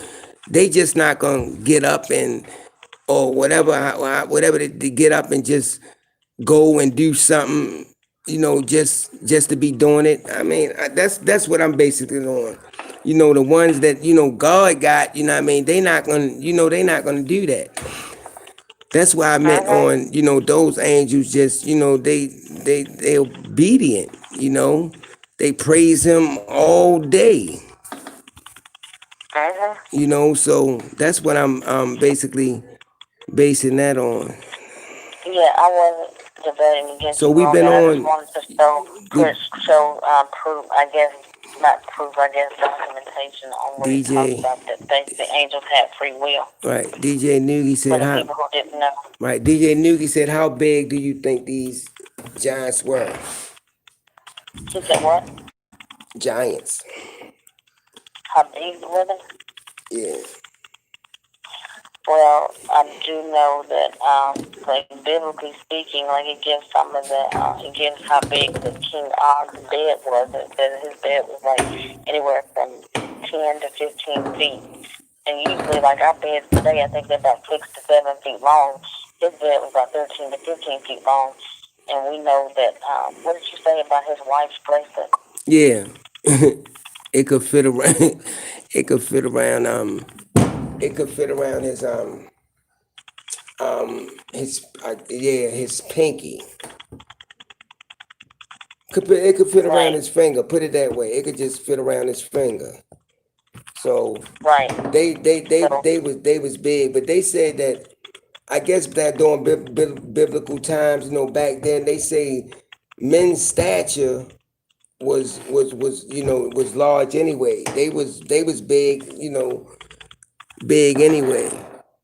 You know, I don't, you know, they wasn't like considered like the giants that made it with the women. You know what I mean? They weren't considered like that, but they were big though. Bizzle Way say 12, 15 feet, some 20, some 30, depending on how closely related to the original being they were. right, and on SteveQuail.com, we know that some of the largest skeletons that have been found to date have been up to 36 feet tall. Yeah, you're right. And But, yeah, Goliath was 9 feet. right. And that's still big, you know. That's still big compared to a person today. What's that, 9 feet? Yeah. Yeah, because, I mean, if you look at somebody like Shaquille O'Neal is about, I don't know I exactly think how he tall. like seven something. He big. But you Yeah, got a so lot if of basketball play. But you know a lot of let me put it this way, babe. A lot of humans that's really big and up in like 7 feet and 8 feet. You notice they got that thing, I guess it's a disease or something where they legs just it messes up their legs. yes, I think it's Yeah, called acromegaly. it just messes them up. You know what I mean? For it to be that tall, so it's like their body wasn't designed to hold all that weight, I guess, on their legs. So most of them Right, walked it funny and it messed their legs up. right, and that's not the case with those giants Yeah, the at that Giants, time, you know, correct? they had, I guess, sturdy They, legs. they were well proportioned. Right. Oh, They had somebody them. said Shaq 7'3". Okay, so if you got Goliath, He's 9 feet tall. Just imagine Shaq with a toddler standing on top of his shoulders. 2 or Yeah, 3-year-old standing on yeah, top of his shoulders. but That's 9 feet tall. You got a right. giant right there. Let me ask you this. You ever see the video of when the two Bigfoots was fighting, and I think a white one came, and this thing towered over them other Bigfoots. It was a video out. He came from behind a barn or something. This thing was bigger than a barn or bigger than a building. It was a Wow. white one, man. This thing, baby, he was huge. He was huge. His head was way over top of that building. And the Once other it came two, out, uh, then the the other other two two, they seen him took off. coming, and they ran. I seen that. You know what I'm talking about? I seen that. Yeah, I Do seen you that see how video. big he was? Yes, I did. It was huge. And it was moving really fast. It was moving really fast. The But one you we saw, brought, Marvin. To the Lord, you have all that people see all I just now somebody said something about if you think you can kill these cryptids, then think again. Right now, though, if they flesh and blood, then you would believe that they would be killed. But do they have a? Is it something divine about them? what's that? Talking about these Doug man creatures and false Bigfoots because nobody ever saw a body. We just going by accounts that happened a long time ago. They say, well, my uncles them and a grandfather, they killed the Doug man and they chopped him up into pieces and they buried this here, buried that there. This is something we don't know though. We don't Well, know. you know, We ain't actually see a dead body of these. that somebody has. We I mean, personally, I'm just saying. That's why I that, said though. We going by accounts though, babe. That's what I was saying. We going by but there's been accounts. people who have saw bodies and that get covered up. They're told to shut up Oh about it. yeah, I mean, There's also government true. That's why officials I who say, have had baby, these we only bodies delivered. right. I'm just I'm saying just saying there's people. we Go ahead. only. That's why I said we going by what we going about on. We going about what people got on record and what they saying that they seen. One of these dead creatures. Which I'm not saying that a person didn't see it. I said that's the only thing we got to go on right now. That's all I was saying. I'm not gonna never say what a person didn't see or try to say, man, you ain't see this. I'm just saying we just going, that's what we got to go on right now, at these Mm-hmm. accounts. And people saying that, yeah, I seen a dead one and stuff like that. Like the guy said, okay, remember the guy that came on Coast to Coast Mm-hmm. when he said he killed the two Bigfoots? I think it happened in what? Was Mm-hmm. it in Texas? Yes. And he buried them somewhere and he told George Norrie that he gave him a map to where they was buried at and everything. He said he killed the female and he killed the Mm-hmm. male. And he said he buried them. Now that happened a long time ago. And he said that his wife will reveal it, on his deathbed. So you gotta think, is anything still there after all those years? Mm-hmm. Which the bones should be there. If ain't nothing dig it up though. Right. But when you found out that these things are buried, then it's not long before that stuff gets covered up and hidden and taken away. But you've also known cases where there's been other dogman or Bigfoot who one of their own has been killed, but Right. they came and retrieved the body and took it away. Right. That's why they said if you shoot one and one go down, they say you got a very short window to retrieve that body. Cause they not gonna just let you take one of their own. They just not. I remember one guy said he shot a female. Well, he said he shot a female. She went down, and all of a sudden he just heard something sounded like 50 football players running through the woods. He said he picked that female up who was like 7.5 to 8 feet tall, threw her over his shoulders, and climbed up this little small, like I'm not gonna say a mountain, but it was a little rock formation. They say he pulled himself up and leaped over on the other side with the female still on his shoulder. So they're not gonna just let you get nobody. You got a short window. We've been on 2 hours 12. What you wanna do? We've been on for 2 hours. Yeah, over 2. Cause So we I gotta think that's call. good We gotta enough tonight call. because you still got the interview that you got to do Yeah. tonight, and I feel like she's got a lot of information that's already late, so we need to shut it down for tonight.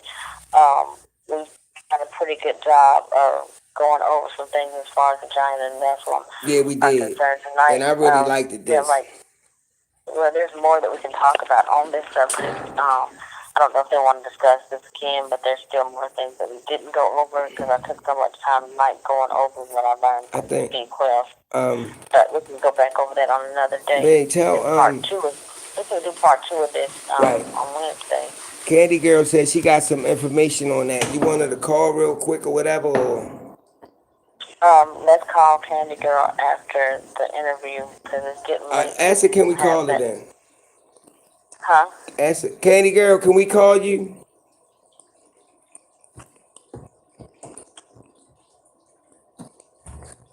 Can we call you after this live stream? Because we can shut it down and upload it. Trying to see if she gonna respond. Yeah, she said call when you done. Okay, as always, we are so grateful for the ones that tune in, each and every week. You know what I mean? This was a good show. I mean, I enjoyed it because, we got a lot of information about these, about these giants, things that I didn't know, until B, shared what she found out about them. So, as always, man, I enjoy it. Anything you want to say, B?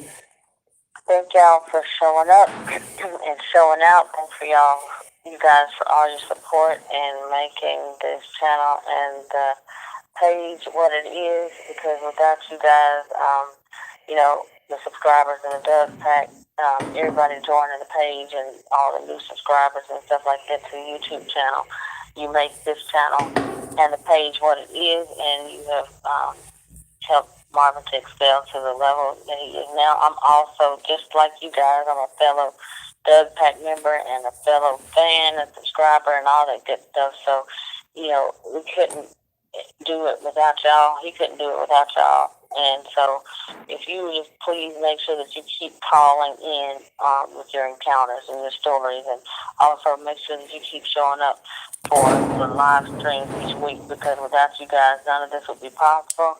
And also, it's very important for you all to make sure that you continue to post and comment on the Doug Pack page, also because the commentary and the sharing of your posts is very important to keep a page like that going. And like I said, your suggestions and everything else that y'all put into it is very important, because some weeks we don't have a live stream set up or topic of discussion, and we'll post on the page, hey, like, y'all let us know your ideas, what do y'all want to discuss, because sometimes we don't have a guest lined up to call in to be a guest on the show. That's why we started the whole thing of having y'all to call in, because there's always people who are subscribers and pack members who always have something that you want to discuss, or you might want to get stuff off your chest as far as your own encounter or sighting that you had. So you guys are the one who make this show possible. So without you all giving us your commentary and calling in to give your encounters and your sightings, to give us your story and to give us your feedback, that none of this would be possible. So please continue to do that, because without you all, these live streams would not be happening each week. So whether you send an email to Marvin, whether you send your encounter or story or sighting to the Doug Pack page, or whether you send it to him on Messenger or to me on Messenger, none of this would be possible without you guys. So without a continuous flow of information and encounters and stories, we wouldn't be able to bring this to you guys each week. So it is very important. This is not something that we just throw out there just because it's just a thing to say. It really is important. So with that being said, that's all I have to say. Marvin, did you have anything else? Only thing I like, the only thing I like to say is like, share, and subscribe. And as always, we'll see y'all on the next live. We love each and every one of y'all. Love you guys. Y'all have a good night. All right, good night.